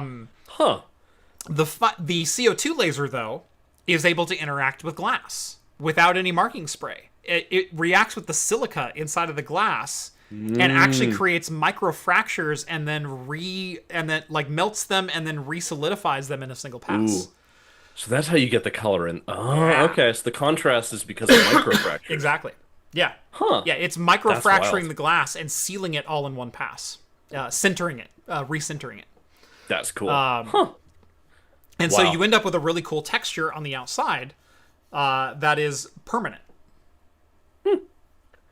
And it's embedded in because it's the physical glass. It's the physical glass. You want to get rid of it, you have to break the glass. Yeah, if I brought in a microscope, you could actually see like spider fractures within the glass. Ooh. But it's recentered it and remelted it back down into that. And so all we do when we're done is we've got like a microfiber cloth there that we wipe the edge of the glass with that takes care of all like the little tiny itty bitty shards that it generates. And then we box it up and we ship it. Wow. And where can you get these, Jeff? Craftcomputing.store. There you go. Hell yeah. I need to get one of those. Okay. However, I think you should make a video of this. But first, I should You need to get one of those? How much you got? Yes. They're a lot. Yeah, yeah, understandable. Each of my lasers was about $3,500 a piece. Ooh, oh shit. Yeah. I meant the glass, but yeah. the lasers, oh shit. No, that's one of the things that I think you should really get is one of my new projects that I might make a video on. I'm not sure. But the reason the National Electrical Code is on fire below me is because Leviton makes an incredible outlet. Uh-huh. It is 120 volts on the top and 240 volts on the bottom. 20 amp. Fully to code, by the way. Yeah. This doesn't break any codes, but you can have 120 and 240 volt in the same one gang space. Yeah. Which is what I've done for my test bench, where I'm going to make all my videos. Nice. And it's incredible because sometimes, like, there's a lot of servers that need 240 volt. I think the BC250 actually needs it for some of the models of power supply. It can't run on 120. Some of them. It does run on 120. It is, but it is drastically less efficient. And you will see, like if you buy an off-the-shelf power supply, like a 600, 700 watt, That's Yeah. basically what they run. Whether you're running 110, 240, whatever. They will output 700 watts. When you get into the high-end server stuff, when you're getting into 1200, 1500, 1600 watts per one of those real skinny units, they will say 1000 watts at 120 or 1600 watts at 240. Because you're drawing less amperage overall to deliver the same amount of power because of Ohm's law and all that kind of fun stuff. And they end up being dramatically more efficient and more cost effective to deliver that much power through a single unit. So I've actually run into this a couple of times, and in fact, the Xeon 6 server behind me, I had to run that in my rack isolated. I've got dual 20 amp 120 circuits in that rack. I had to use them both with that server. It's the only time I've ever tripped my rack during a test. And you only have the one power supply, right? No, it's dual power supply on that. Okay. It not only tripped my rack, it overvolted my UPS and immediately killed the UPS when the power died too. Oh God. Yeah. Well, that's what you need one of these. You should click on. I sent it to you on Discord. You should gotta open it on stream. Oh God. You gotta show the people the glory of this plug. It's my favorite thing ever made. Content too large.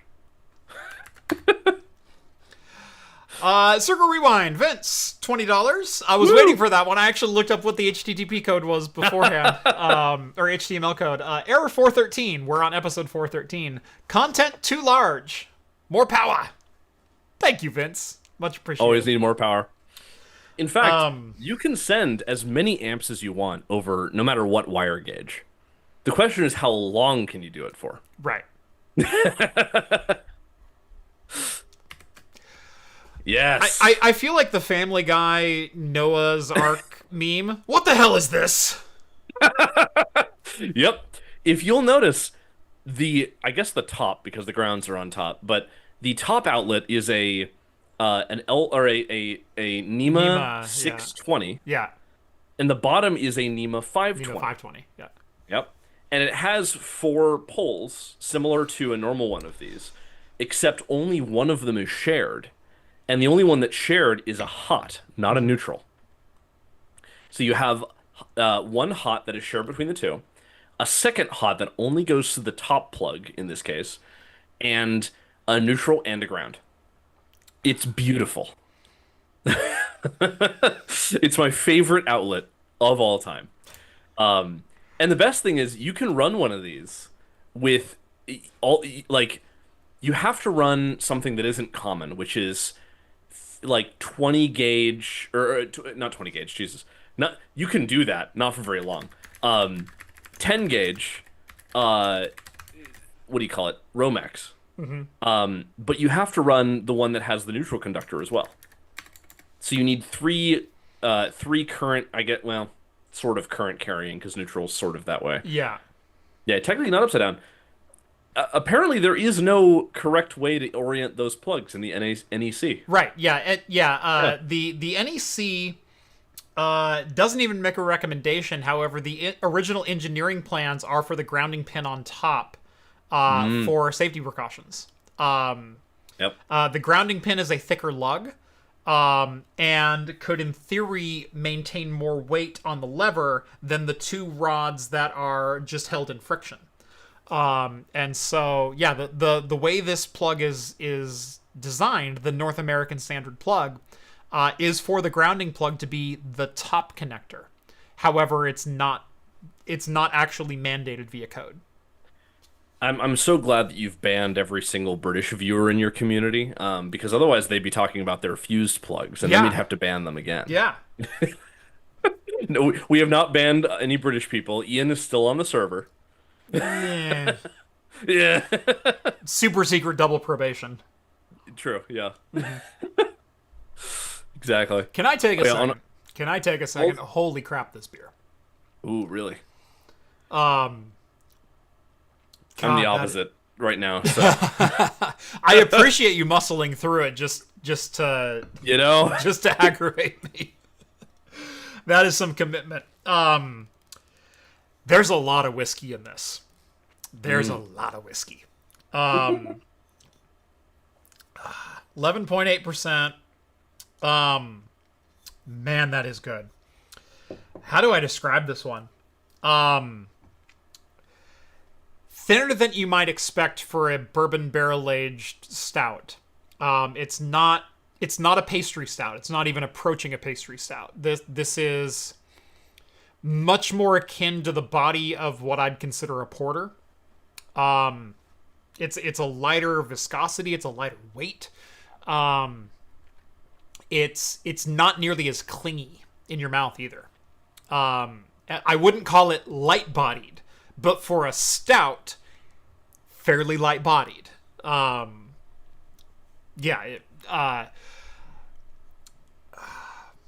main flavor I'm getting is whiskey. Like, that's the crazy thing about this. Like, so someone dumped whiskey in your beer. Yeah. Not even dumped whiskey in my beer. It's just they made a beer out of whiskey. Like, there's a difference between those two statements. Well, while you're enjoying that beautiful beer, not only am I having a pickle beer. Pickle stout. I'm also eating pickles, which are pickles with jalapeno on them. So I'm having a bad time. Pickle power. Yes. I got this one from our Secret Santa, you and I was very happy. realize we have way more advanced ways to preserve food anymore. You don't have to pickle shit anymore. We don't have to pretend it's good. My favorite meme right now is someone doing like a spread of salt on the table and being like, I'm what do you call it? Ancient civilization. What's it called? Mesopotamian rich. Yeah. I'm Mesopotamian balling, and he just like spreads out like salt on the table. What is the what is Nerd Sauce? He does a quick little YouTube short on, do you realize how insane you would make someone from the 16th century if you just opened your spice cupboard? Yeah. Literally. I mean, what is it? There was a video that someone made on, it was... Wait, you got paprika and peppercorns? Literally, yeah. It was harvested in South America, packaged in Taiwan for a thing of peaches that was sold in the United States. That alone is crazy. But the fact that, like, because that all could have been done back then, aside from the plastic, but, like, yeah, now we have just spices from wherever. Yeah. You know? I don't envy the Australian farmers, though, because even though they can grow things, at different times of year, they also have to deal with their crops falling into the sky. Yeah. They have to keep them down, because otherwise they'll go, if they're upside down. Yeah, they're fighting gravity the whole time, so Yeah, it's hard to, like... You gotta get good roots down, otherwise they'll just Exactly, fall. Yeah. They can only grow crops with really good roots in Australia. Fun fact. Where's Hacker to rebuke us and or agree? Drowning in root beer, I'm assuming. True. Oh yeah. You should explain what your wonderful community did for one of the poor Australian members on your community. I think I touched on it. I don't know if we went to the extreme. So we have a member of the community named the Fat Hacker, and I don't remember what exactly led to it, but he was complaining about the lack of selection of root beer and how he wanted root beer. He was mad that they only stock it in his store every once in a while, and he could really use some root beer. And so American Cosworth, who's in chat right now, started a GoFundMe to fuel the Fat Hacker with root beer. And we ended up buying him $600 worth of root beer, in which they accumulated through basically from all over the country in Australia. Like, we found a distributor who was willing to work with us.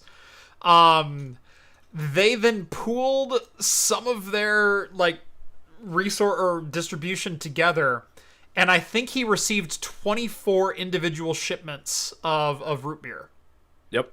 We temporarily sold out the entirety of the area of Australia that he lived in. Yeah. Like literally, it came from like what, 5 different stores or something like that. Yeah, yeah. So yeah, no, there. If you live in the province that he lives in, there's no root beer there because he has it all.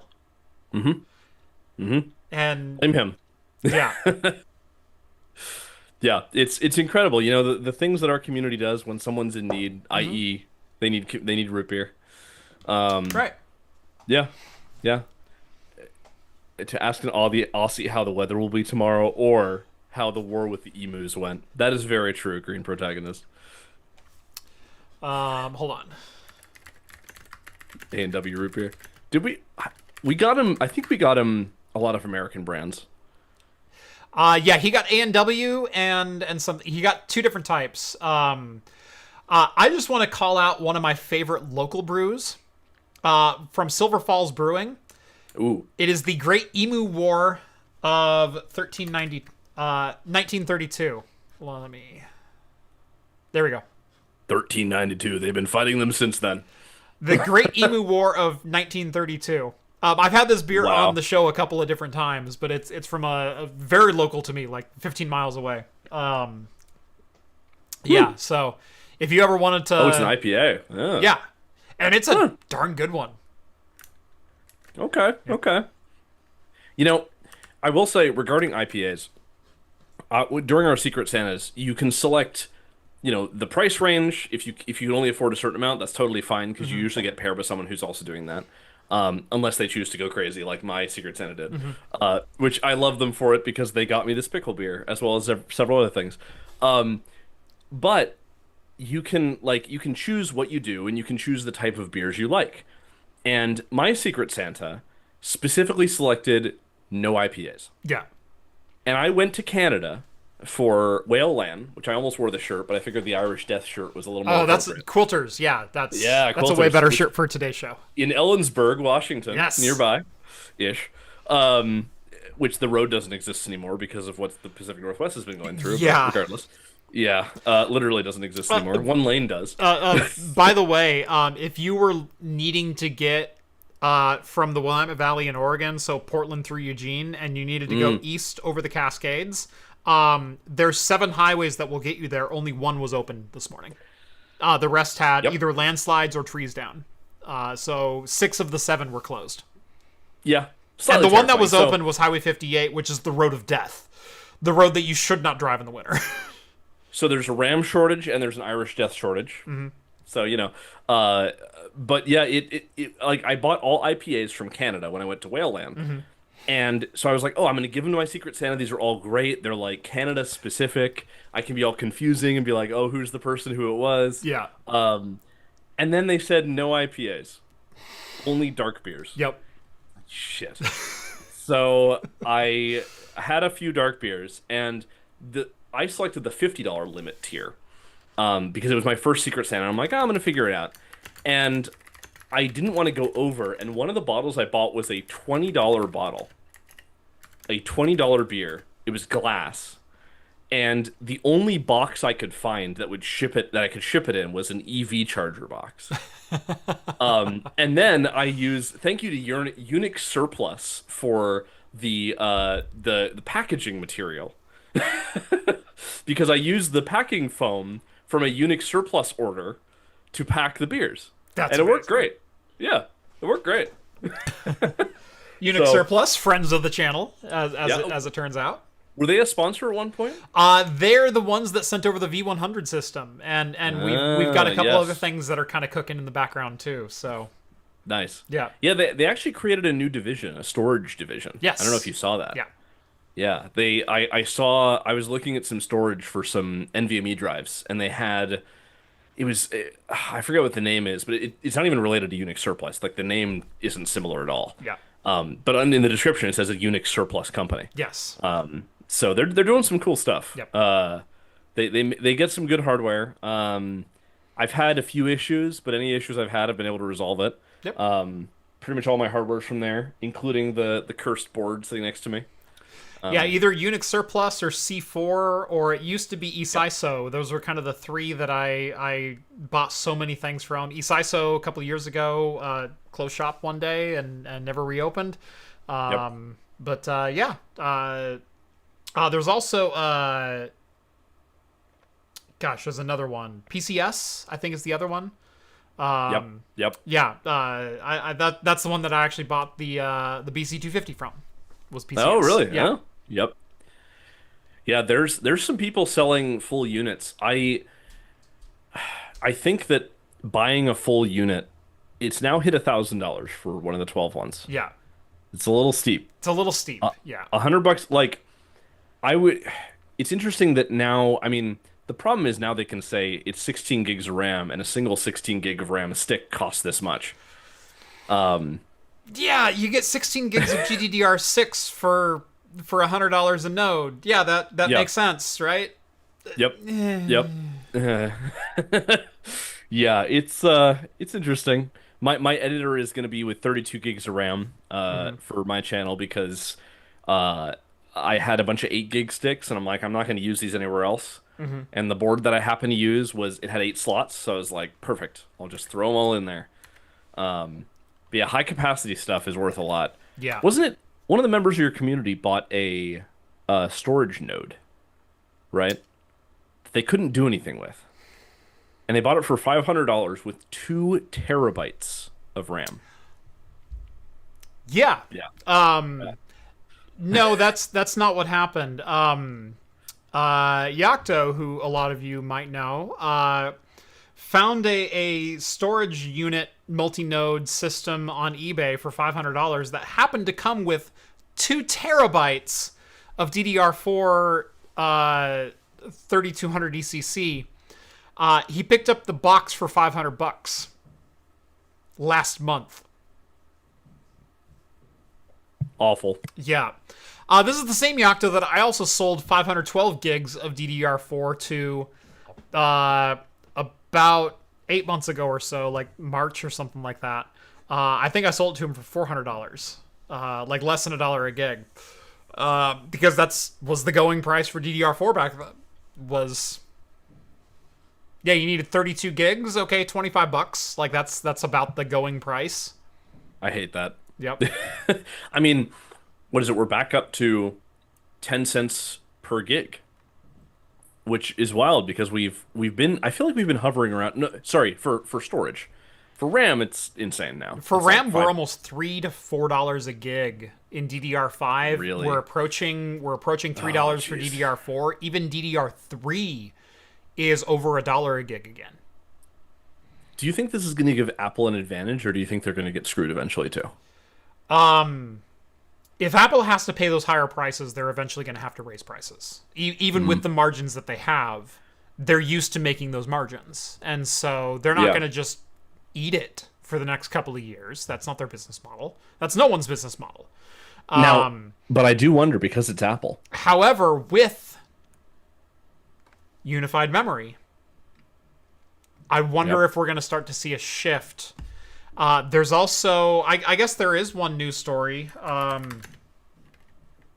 Is this the DDR4 expander thing, or is this... No.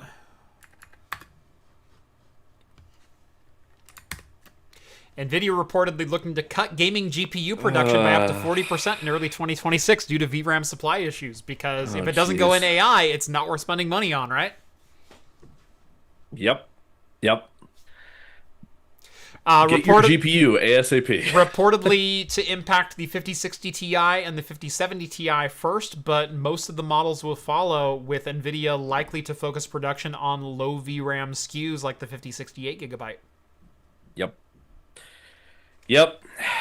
We're in GPU end times. We're in all kinds of end times right now, because this is going to affect system memory, GPU memory, and storage. It's everything that's being affected by it right now. And I don't mean to completely loop back to the previous topic. Sure, no, go for it. But the conversation about unified memory, it's interesting now, because hyperscalers with CXL can use their old memory. So when DDR6 comes out, they're going to be putting DDR5 in CXL modules. Yep. And I know that most people in this community have probably never experienced CXL, dealt with it. That's not surprising. It's not in the consumer world It at all. is. It is. It's niche even in data center terms. Yeah. Yeah. But every single company that's building their own CPUs, Graviton, Cobalt, all that stuff, CXL support. Yep.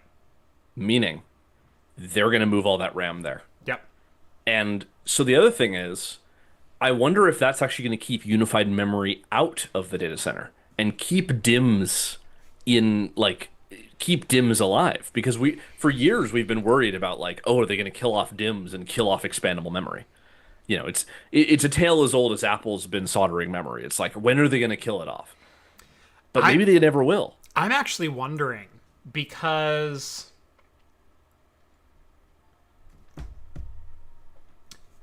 this is just me spitballing. Okay. Okay. AMD in part of their data center offering does have a full APU data center spec in the MI325, which is a Zen 4 CPU grafted to a CDNA 3.5 or CDNA 3 graphics AI accelerator. If I remember correctly, it's been a while since I've looked at the slides. It's a 4-die unit with one CPU and 3 GPU. But unified memory between the pool. Ooh. That's smart. Yeah. Huh. Yeah, I mean, memory, because relook caches this are up. getting bigger. Is the MI325? Hold on. AMD 325? Well,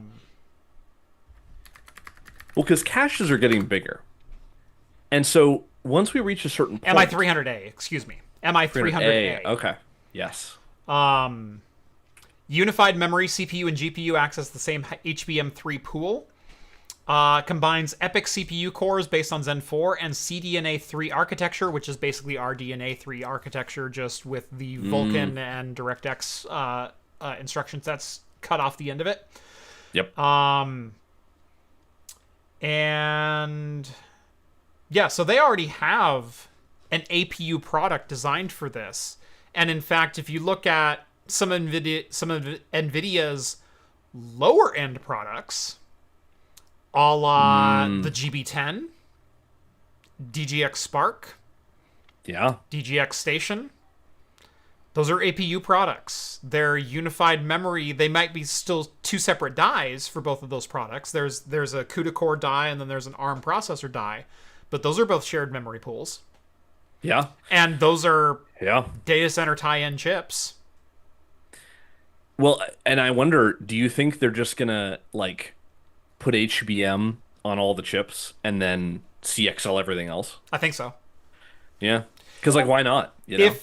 If I was playing the efficiency game, you're looking at what workloads are being run.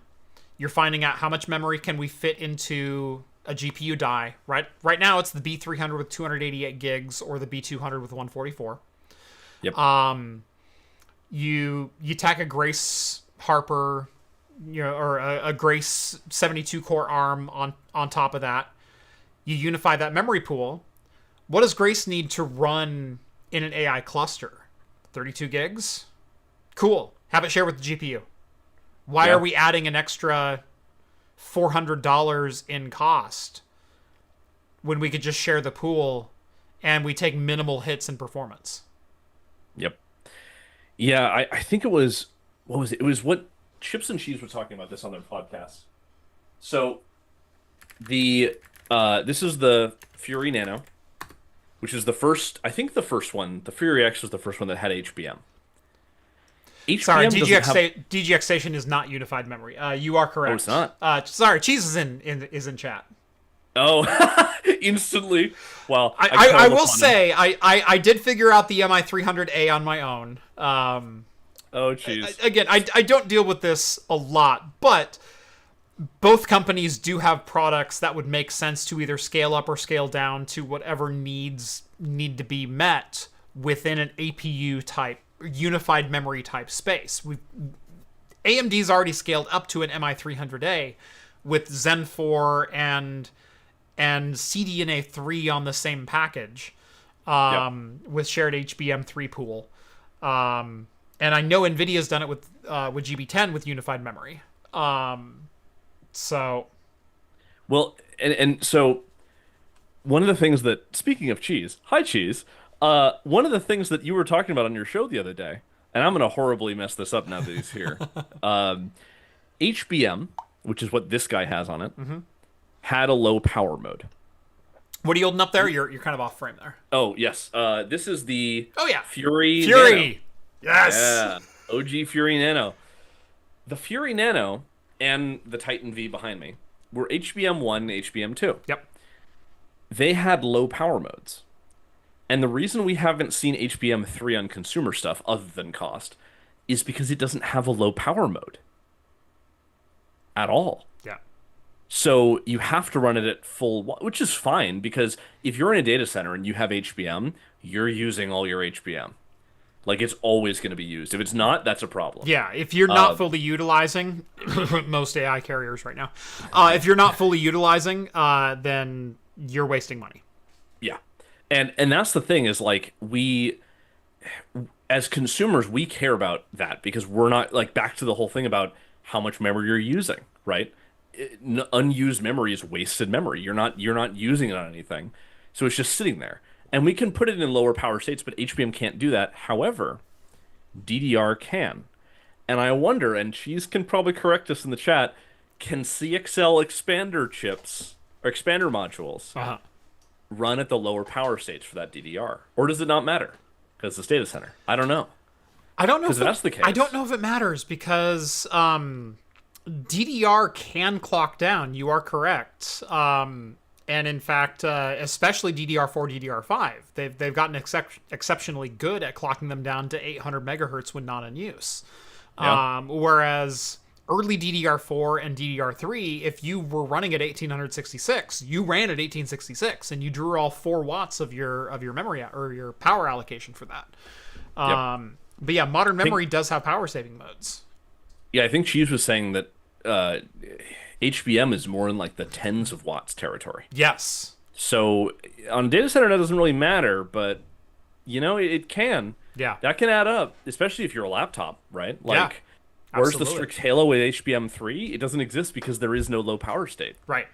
Which is crazy and sad, which sucks. But yeah, I don't know, it's interesting to see, like, I wonder if we're entering an era where hardware is not going to be phased out as quickly by these hyperscalers. Cheese says, none that I'm aware of are making CXL memory expanders that have memory power saving modes. Damn. Okay.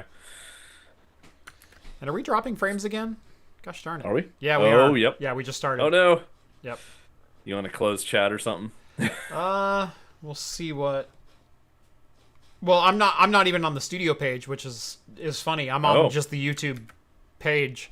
My CPU's at 30%, so I think this is something downstream from me. That 16 gigs of RAM, it's just trying its best. My memory's at 44. Oh, okay. I'm well within tolerance on everything here. Also, Vince had to chime in with his cursed power supply. Yeah. For his system, 780 watt power brick. Yeah, I don't know, I think unified memory is going to be a really interesting topic. I wonder how much longer we're going to have small servers with DDR. Even Framework is moving to stuff that has built-in memory. Unified memory is the smarter way to go. From a design standpoint, from an allocation standpoint, from a utilization standpoint, from a power draw standpoint. Yep. It makes the most sense.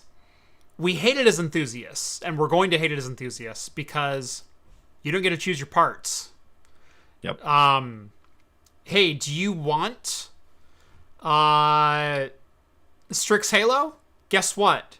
You're getting the 8060M GPU. You're not getting something faster. You're not getting something slower. You're not getting something with more or less memory. Well, I guess there is a 64 gig version of it. But you're getting a 395 Max Plus. It has this CPU and this GPU. There you go. Yep. It's not great for enthusiasts. But we're not necessarily the target market of that either. Nope. Because unified memory is more efficient from a memory usage standpoint, because if I'm doing compute tasks on my computer, I'm using 18, 20, 24 gigs of system memory and my GPU sitting there idle. If I'm playing a game, I'm using 8 gigabytes of system memory and 14 gigabytes of GPU memory. Guess what? The other 16 to 30 gigs of system memory are sitting there idle. Yep. If I had unified memory and I had 32 gigs, I'm perfect. Yeah. Yeah, it's... Oh, Strix Hail is not unified, it's shared. Yeah. Yeah, I mean, it's like as long as You're the splitting CPU hairs, but yes. yeah. You're splitting hairs. Actually, I think the solution we should all do is this in the background, which I don't know if it's in frame. The GTX 690. We should all use that. And in fact, there's an even better solution, which is this. If you're ever wondering why you should replace your thermal paste, it's because that's what happens to the die if you don't. No, that's what happens to the die when you remove the thing and someone tells you not to. Yeah, that too. Yeah. This is Itanium. Yes. It's Cheese's favorite architecture. In fact, he's running a laptop with Itanium right now. Do you think that ever was like theorized if they could build an Itanium laptop? I'm sure it was. Yeah. Speaking of power saving modes, this has probably 0. I do know Cheese has some silicon that technically never existed. Yeah. Not gonna say any more. He showed me a CPU that had 2 wafers on it that was only ever released as a single wafer. Ooh. You know what I still miss is the KB Lake G. That's all I'll say, Cheese. It's fun to let people guess. I still miss KB Lake G. That was my favorite platform. That needed to live longer. You remember that? Yeah. Do you have one of those? Do you have the Skull Canyon Nuck? SLI GPU and CPU? Yeah, I agree. In fact, Vince, I think they should make an MXM CPU. You can put a Pentium 3 into one of your MXM slots. The front side bus is slower than PCIe anyway, so you could do it. That's all I'm saying. From Skylake to KB Lake. Yeah, Trucker. KB Lake G was an interesting product. That had an AMD GPU on an Intel CPU on EMIB package. And I think Jeff is arriving with that now. It was really cool. I had a laptop with it. The laptop sucked. It was by Dell, and man, that was terrible. But Hades Canyon, yep. I moved the box this morning. No. It's here on my desk. I'll be there. Oh.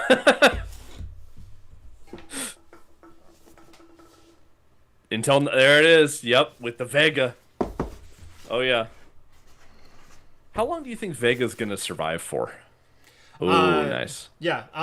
No, Vega's already dead. They don't really? They don't make any products with Vega anymore. Shit. Damn. That's tragic. No, this is one of the greatest platforms that has ever existed. And it was Intel and AMD getting along. It was because both of them put aside their hubris and said, what could we do that's cool? Yep. And now we have Arc, which is probably a better thing. I agree. But also, I finished my pickle beer. Did you? I did. Well, you deserve a treat. I drank... Should I get a peanut butter stout now? Oh, that sounds yummy. That does sound good. However, I feel like there's something... What would go... We should ask your chat. What goes well after a pickle beer that is not a pickle beer? Yeah, it's gone. Oh. What goes well with that?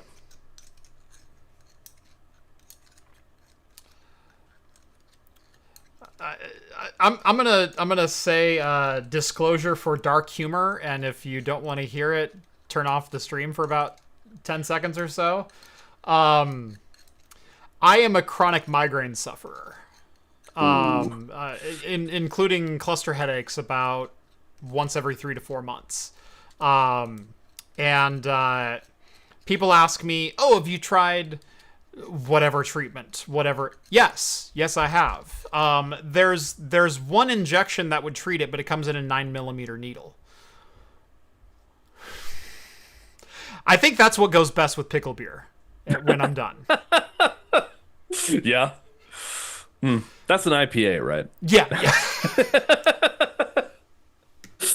Or someone said Everclear, a shot of Everclear. Yeah. Yeah, Jesus. Something to purge the system. Yeah. A sauerkraut stout. Now, if that exists, we got to get it for Jeff. That would be terrible. That'd be really terrible. That sounds awful. Yeah. That really does sound awful. Look, I like some weird beers. I like oyster stouts. Those are exactly what they sound like. Those are stouts made from oysters. I've had stouts that are based on like distilled whale blubber. I have had beers that are made from wild yeast strains found in someone's beard. Rip Rogue Brewing. Yeah, I've had some weird beers.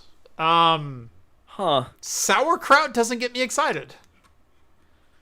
Yeah, I mean, yeast is in a lot of things. And so you can make a beer out of almost anything. Yeah. But yeah, sauerkraut. Oh God, with a God damn it, Yakto. For a 5,000 Blackwell. I mean, $20 is $20. $20 is $20.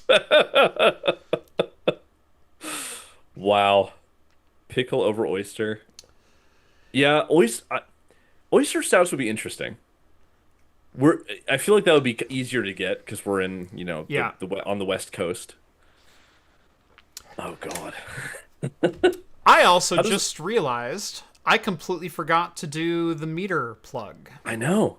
Oh no. How could you? Oh no. Yeah.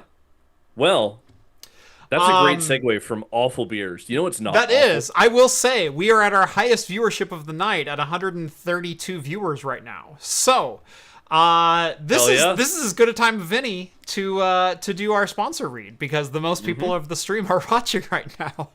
You know what's better than a pickle beer? Fully managed network. Fully managed networks.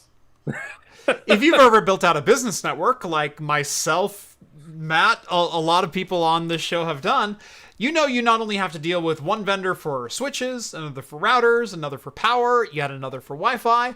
There's also dealing with local ISPs, the installers, and when something goes wrong, it inevitably all lands back on your desk.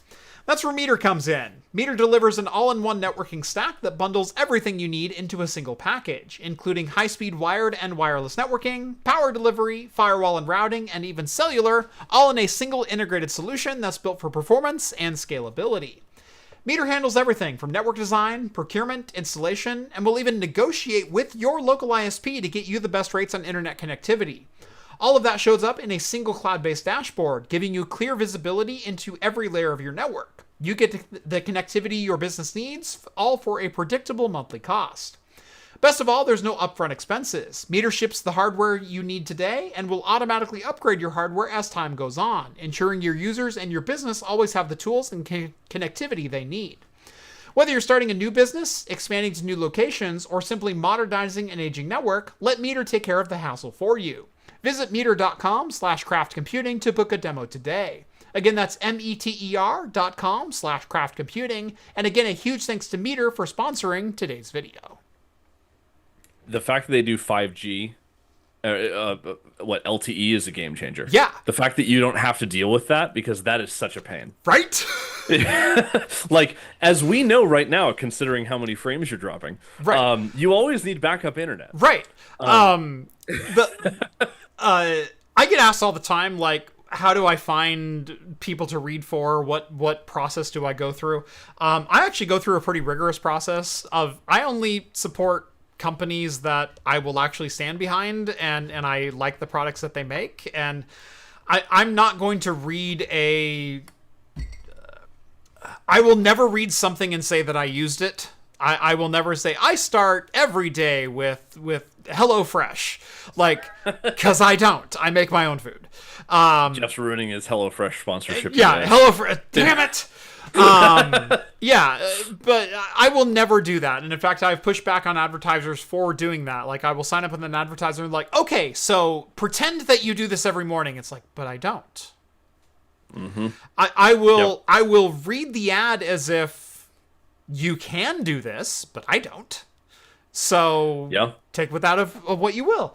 What I like about Meter and I get to write the ad for this, by the way. This is all my wording. This is they said, "Hey, we're an infrastructure as a service company. Sell us." And this is my ad read. It's not theirs. I wrote these words. The reason I including cellular is because that is such a pain in the ass of every integrator and every infrastructure tech I've ever worked with in my life. That, oh yeah, we need 100 gig to this endpoint, but we also need a failover to 5G in case like a fiber line gets cut 30 miles down the road. That is such a huge inclusion. It goes in the ad. Yep.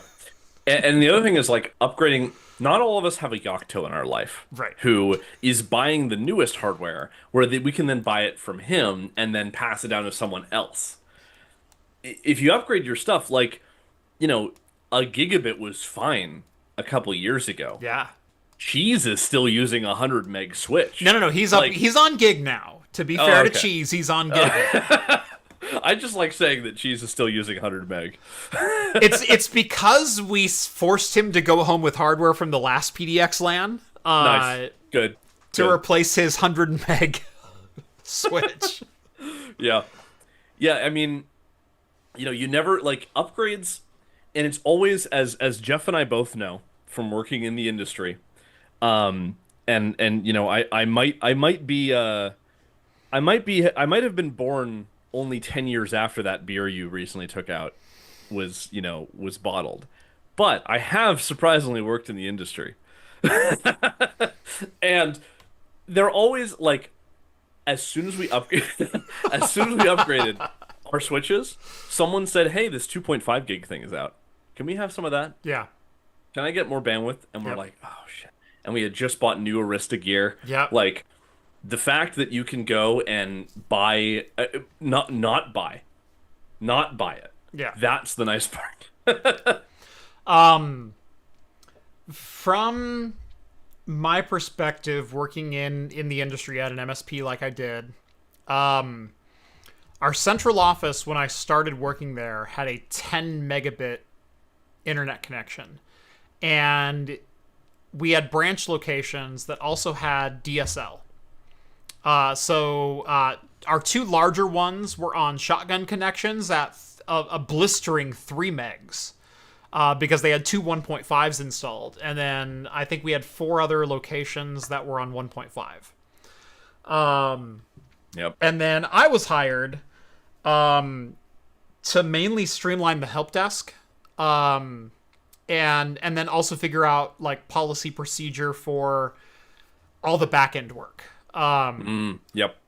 And so, hey, how do we deploy systems? How do we image systems? How do we deal with maintenance? How do we deal with and so I streamlined that whole process. And then within a couple of years, I went, the buildings are within earshot of like some major providers. What do we ask them to like sling us some dark fiber?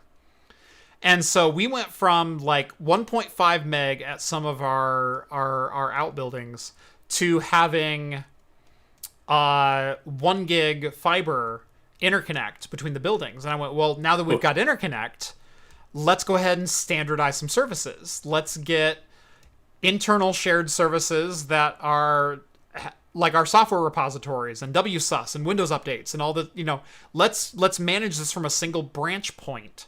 so we can distribute the software as we need. And then 1 gig eventually got upgraded immediately to 10 gig because we bought switches that were 10 gig capable, and it's like, oh, it's the same OM4 fiber. Cool. Just sling it out. Between 2008, we went from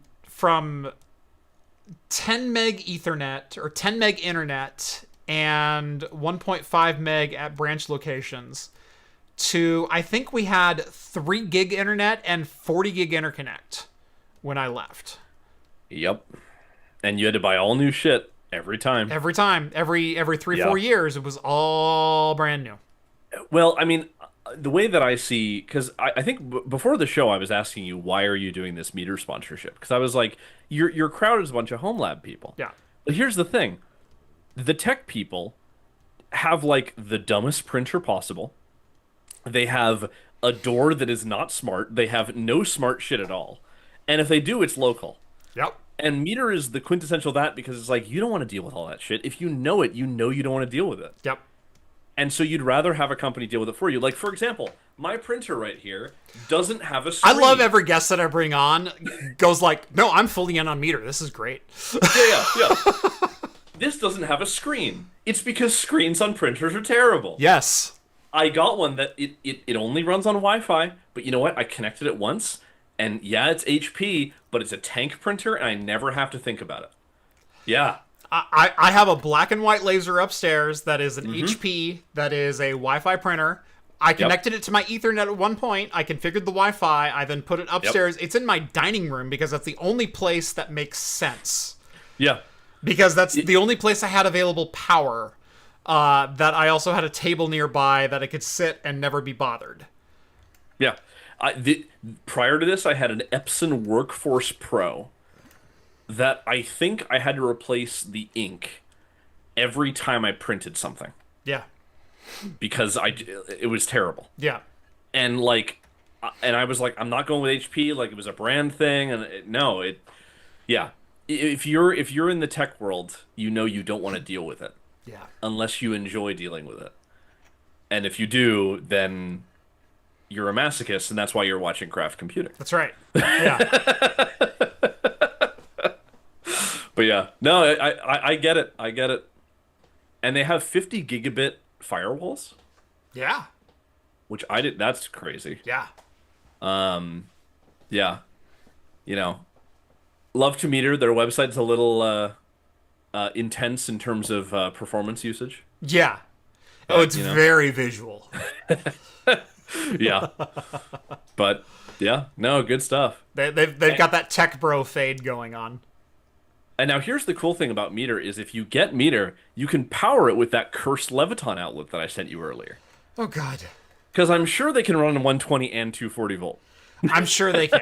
If you're buying tech hardware in the year of our Lord 2025 and it doesn't have an automatic switching power supply, what are you even doing? What was it? Have you seen the most recent video by Technology Connections, where he used a British what do you call it? Kettle. A British kettle. Yes. And then he tried an American 120 volt at 240. Yes. And it just blew up. Yep. Yep. Yeah. Oh, you're getting some frame drops. Yeah. Man, what is it with your internet right now? It's not me. I think this is all downstream from me. Hold on. Well, if you're, because your network would be being sent north. So I'm getting about 1.1 gig down, but that's also like 50% of my capacity. I'm supposed to be on a 2.5. And yeah. My upload is struggling. I'm only sending 5.5 to YouTube. But I should have about a 400 meg up. I'm at about 25. And that's on a speed test. So, yeah, it's... Well, my 8 gigabit symmetrical isn't having a problem with this. Uh-huh. Uh-huh. However, that might be gone soon because Quantum was acquired by AT&T. By CenturyLink. Well, no, they were CenturyLink. Oh, they were CenturyLink. Yeah, so Ah. they were C-Link, and then AT&T bought the Quantum brand and all of the Quantum customers. Hmm. So they are now AT&T customers, but they moved me back to CenturyLink because I guess they didn't want the city that I'm in because it's not a very relevant city. Right. Um, and I called CenturyLink today, and they're like, "Yeah, you can get our fastest speed, which is gigabit symmetrical." Yeah. I'm like, "Hold on, I'm using 8 gig right now. That means that you have a distribution system in a telephone pole near me that can do 10 gig You to have the the home." capacity and the Yeah. infrastructure and the lines and the hardware Uh-huh. already. Can I just keep paying you? Like, can we just do Yeah. that, please? Literally. And I got like the price for life thing. And when I bought it, I was like, I know this isn't going to be a thing. Like they're going to get rid of this eventually. And they did. They said they're keeping the price for life, but Yeah. as someone in your Discord said, I'm sure CenturyLink would be happy for you to pay them for 8 gig and get 1 gig. So, I mean, ask me about price for life. I think I talked about this last week on the show with my journey with satellite and IPTV providers. Price for yep. life, and then $5 increase every year, and before you know it, you're paying 30% more, and then you jump to the new provider, and then you're paying 70% more, and then you jump to the new provider, and you're paying 80% more. It's like, Yep. cool. There's a reason I cut the cord and put on the old Jack Sparrow hat. Yep. Yep. Yeah, that's one thing that I think has always been interesting to me, and I'll obfuscate this as much as possible. But hosting your own ways of acquiring media is getting interesting, and I wonder Yeah. what for providers, because I've thought of hosting my own servers, Yeah. right, for other people. But I wonder, like, what happens when one of the people that you're providing to pirates under your service, you know? And I'm sure there's people in the community that can speak to this, but like, do they message you and be like, "Hey, what the hell?" And do you just tell your customer to stop doing that? Like, You, as a hosting provider, are held harmless. okay. That is the way that, because this is all. I am not a lawyer, but this is all under DMCA, Digital Millennium Copyright Act. It was an act that was written before you were born. I know that's weird to comprehend. Yeah, true. But the Digital Millennium Copyright Act.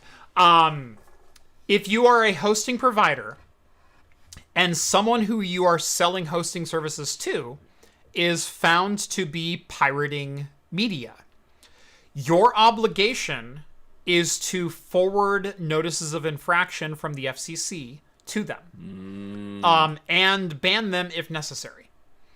That is the way the DMCA works. If you receive a DMCA takedown notice for one of your clients, your responsibility is to forward that DMCA to your client and dissuade them from hosting said content on your service. However, if you're not advertising that said service is available within your infrastructure or your network, and you don't like actively participate in it, then you're not a co-conspirator in it. And so that's the reason that Comcast can connect people to the internet and they download MP3s, and the RIAA and the MPAA come down and go, "Oh, someone on your network downloaded MP3s illegally." Comcast can go, "Okay, I'll give them the letter." Yep. It's because Comcast isn't supposed to know. So even if I'm reselling Comcast stuff, Right. hypothetically, Right. Comcast would forward a letter on to you, and if you had clients downstream who were utilizing your services, you would forward the letter on to your end clients. Based on IP address, based on time, based on whatever. Now I have a question, Jeff. Yeah. So, as an unfortunate Comcast user yourself, you know that Comcast uses your home internet to provide internet to other people when they're near your house.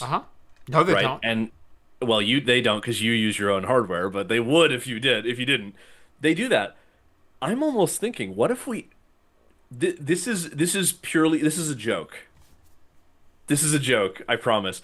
What if? Hold on, let me get my slightly larger glasses. Yeah, exactly. What if we just forward it to them and say, "Oh, I didn't. It was someone on my network," Yeah. and we forward it back to Comcast. Here's the thing about DMCA's. Again, I am not a lawyer. Okay? If you receive as a customer of whatever internet service provider of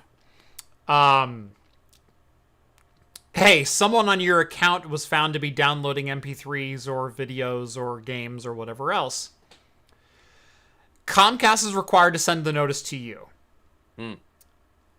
Do not respond to that notice. Do not give an excuse. Do not say, "Oh, it was my brother," or "It was my son," or "It was." By saying that, you are then admitting guilt of having knowledge of the situation. Yep. Yep. If you receive the letter, take the letter, and then you pass it on to your next distribution down the line, which in my case is a shredder. Yeah. Well, shredder. That's good. Yeah. So funny enough, I never. I sailed the seven seas at one point. I acquire all my media legitimately now. Exactly. I acquire everything legitimately now, so it's not a problem. Yeah. In fact, I have a Blu-ray thing, and I rip all my media. It's very important. But and I just name them as MKVs with the same name as torrent files just to mess with them. That's what I do.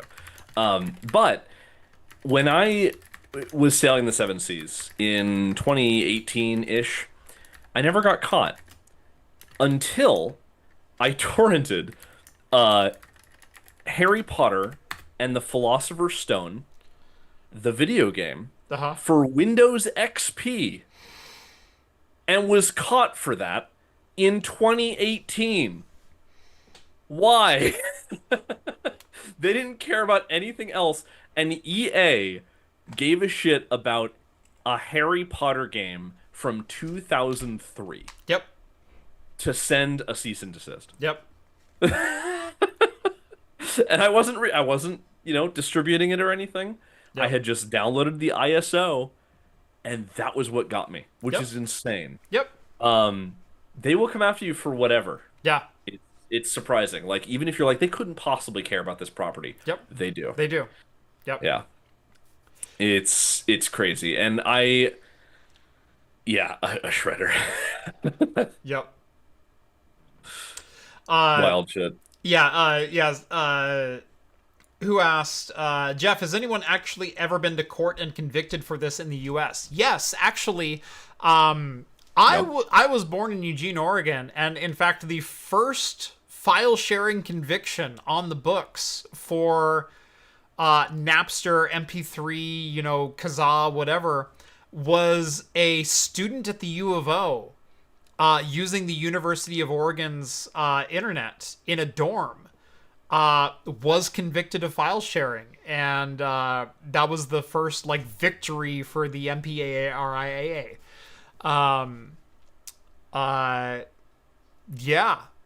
Wow. Those laws do have teeth, and you do not want to test them. But, and this is very important, again, I am not a lawyer. I want to make that very clear. To convict a person of piracy, you need to identify a person for the charge. If there are 12 people in your house on a shared PC, it could have been anyone. It's up to the prosecution to prove which one.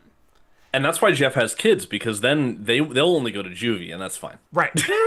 Yeah, I got someone to take a fall. I got a scab for me. Yeah. Bluey has been pirated an incredible amount of times at your house, and we all know who that is. But it is up to the prosecution, not you, not a lawyer, not anyone else, to prove beyond a reasonable doubt that one solo person was responsible for downloading files via your IP address at a given date, time, and place on certain hardware. They have to prove that. Yep. Never respond, "Oh my gosh, my kids must have downloaded something." You just admitted guilt. Don't do that. "Oh my gosh, my brother was... I have a guest Wi-Fi open." Don't do that. You've just admitted guilt. And the other thing is, like, yeah, if you do that, This is not exactly, legal advice. Your yeah, mileage may vary. yeah, We're not yeah. accountants. We're not lawyers. You do not want to see the inside of our server racks, although I broadcast mine for the world to see. So Speak for yourself, Jeff. I have like 75% of a business degree.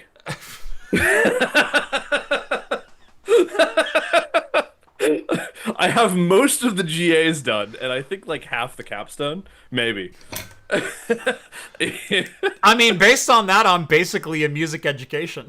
Yeah, there you go. Exactly. Well, I also think that I also think if someone like if they were going after someone and they showed up at your house and I they're can teach like, you to play clarinet. I can teach you where you should put your convention center, but I can't tell if a fish is giving you the business. American Dad. wow. But here, all I'm saying is, I would love Comcast or Lumen or whoever to show up at a place like our friend Yakto's. And he's like, and they're like, we know you've been doing X, Y, Z. And he's like, which one? And he points to 6 racks. Yeah. Yeah. Who of them? Who of these people? And then you can also prove that, you're co-locating and you have income statements from Yeah. customers and yada yada. So, yeah, exactly. Yeah. And again, once they're natted past something, you can't necessarily prove where that traffic went. Isn't it like you can't someone's WAN IP is not admissible in court, That's exactly right? right. Yeah. Yeah. Yeah, you have to you ca- identify identifiable traits yeah. to be admissible. An IP can get you into the door, but in my house, that's like 9 people.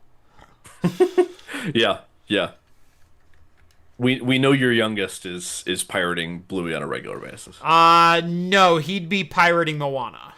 Ah, yeah. Yeah. Okay. Which there's only 2 of them, so yeah. Yeah. Well, if you do it enough times, Disney will get pissed off. This is true. This is true. Wild. Yeah. Yakto says, pirate "I don't want to know what any of you do." Yeah. Yeah. We had Tom on the show this last week, and he goes, I've considered I've got like petabytes of storage in the racks behind me. I don't know what to do with them. I've considered opening them up to resell, AWS style storage, block storage or whatever else. He goes, as long as it's encrypted and that's the key, do whatever you want. Cool. Yep. But I don't want to know. I don't want it readable. I don't want it admissible. Did I ever tell you about the guy at my old work who had encrypted his machine? No. Did I ever mention that to you? No. So there was a guy at our work, and he was like, his name was the same as a famous hacker. And yeah, I'll leave it at that. I don't even think he has any kind of public facing information, to be perfectly honest. But Yeah. he had the same name as a hacker, First and name we all Kevin. kind of pretty much, yeah, Yeah, yeah, yeah. exactly, yeah. So he would, he would do a bunch of stuff, and he was the only guy who ran Linux, and this is in 2016. Yeah. So running Linux on your machine as your main OS Was already sus. Yeah. yeah, a little bit, yeah. And he got fired for not working Yeah. while during work hours. And we were like, oh shit, we need his files because he was fired, so we couldn't he didn't give it 2 weeks or anything. We couldn't have told him to give us his information or whatever. Right. So we go to his computer. He had encrypted it on dual OCZ 120 gig SSDs. You know, the exact ones. Uh-huh. He had done a RAID array of 4 of them mirrored. Or no, sorry, not mirrored. So 10. Striped. Oh, striped. Oh, geez. Yeah, to get speed. And we're like, that's weird. He was running AES 512 encryption. Yeah. On his workstation. Mm-hmm. And we have no idea what he was doing. Yeah. We literally we to this day we have no idea, and we couldn't get any of the data. And of course he had literally everything that we needed for the IT team. He had the Illustrator files of the maps of the building Yeah. And we couldn't get them because it was AES 512, which isn't the standard AES 256. 256. Yeah. Yeah, that's like military shit. Like it takes forever to break that if you have a supercomputer. AES 256. It can be broken if you're stupid. Yeah. Yeah. But like it's difficult. Yeah. And he had 512 and he was running a 3770K. Yeah. So you can imagine the CPU overhead of doing that. And it was not a hardware RAID card, it was software RAID. Oh god. Yeah. So he was doing that. And so we couldn't find it. So my job after that was to go around the entire building and remeasure every single wall and put it in Illustrator. Yep. And that sucked. Yep. Because of AES 512. Yep. Do you know what I found is really great for that? And I think we'll end on that. Is so I've bought a couple of homes and I've also worked in customer onboarding and things like that. We used to send techs out with one of the laser measuring tapes and a Ricoh 360 camera. And so what we would do is we would walk into every room of every building that we onboarded, and we would place a camera in the center of the room. The tech would walk out. We'd snap a picture. From that picture, we can identify every outlet, every wall socket, every light fixture, every Wi-Fi point, every computer, every drop, every whatever else from the center of the room. And so it was the tech's job to, on the picture, identify the sockets, identify, the places that tech were located, and also measure the room. And then from those measurements, we would create full map layouts that were to scale of every environment that we ever had. So we had full, essentially, within an inch or two, CAD models of every building that we ever worked in. And so whenever a customer would call, a client would call, they would go, yeah, I'm at building X. I work in this department. We could pull up the room model and know smart. What equipment's supposed to be there, what drops are supposed to be connected, what their local connectivity is. Do they have a projector? What computer set up? How many monitors do they have? Based on, and we would do this about once a year for every client that we had. Every room was touched. And it's amazing how much data you can gather with literally $100 laser tape measure from Lowe's, where you just measure the four walls and your ceiling height and everything else, and a 360 camera on a tripod. You set it in the center of the room. You snap a picture when you're not in it. You get a full 360-degree view of everything that exists within that room, and then your techs just go, yeah, there's a projector in here. Oh, and we can see what model projector it is. Oh, and they've got two monitors instead of just one. They've got, here's where their desk is at. Here's where their drops are at. Here's where their power strip is at. Their printer's on the other side of the room. That's on another drop, not on a switch. You get so much information so quickly just by cataloging all that information. And we did that for every client we ever had. Wow. Damn. And you know what? It's crazy because the modern version of that is today's sponsor, Meter. You get it all on your dashboard. Yep. Bravo. Well done on the tie-in. You're going to make a fantastic YouTuber one day. Hell yeah. I just got to make a video first. One of these days you'll grow up and you'll... One of these days I'll post a video. That's right. But it is 30 minutes past the hour. We are well over time. But, hey, the holidays were light on news. I figured we'd hang out, have some good beers, and that's exactly what we did today. Well, I don't know about good beers exactly. You had a terrible one. I had a terrible beer. This was an experience. I want to put this out there for the record. That was your choice. You could have done anything you wanted, and you chose that. I did. Okay. I did. Now I'm gonna have a good beer in the after party. That's a great plan. Yeah, which you can join if you join the Patreon. Link is down in the description. Yep. You're gonna be good at this. Hell yeah. I'll be great at shilling.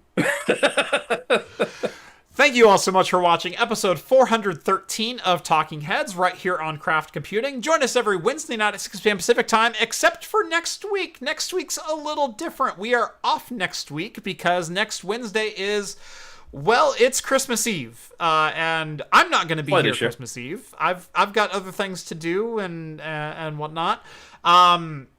Christmas is always a little weird because there's 7 days between Christmas Eve and New Year's Eve, and on this year it falls on a Wednesday.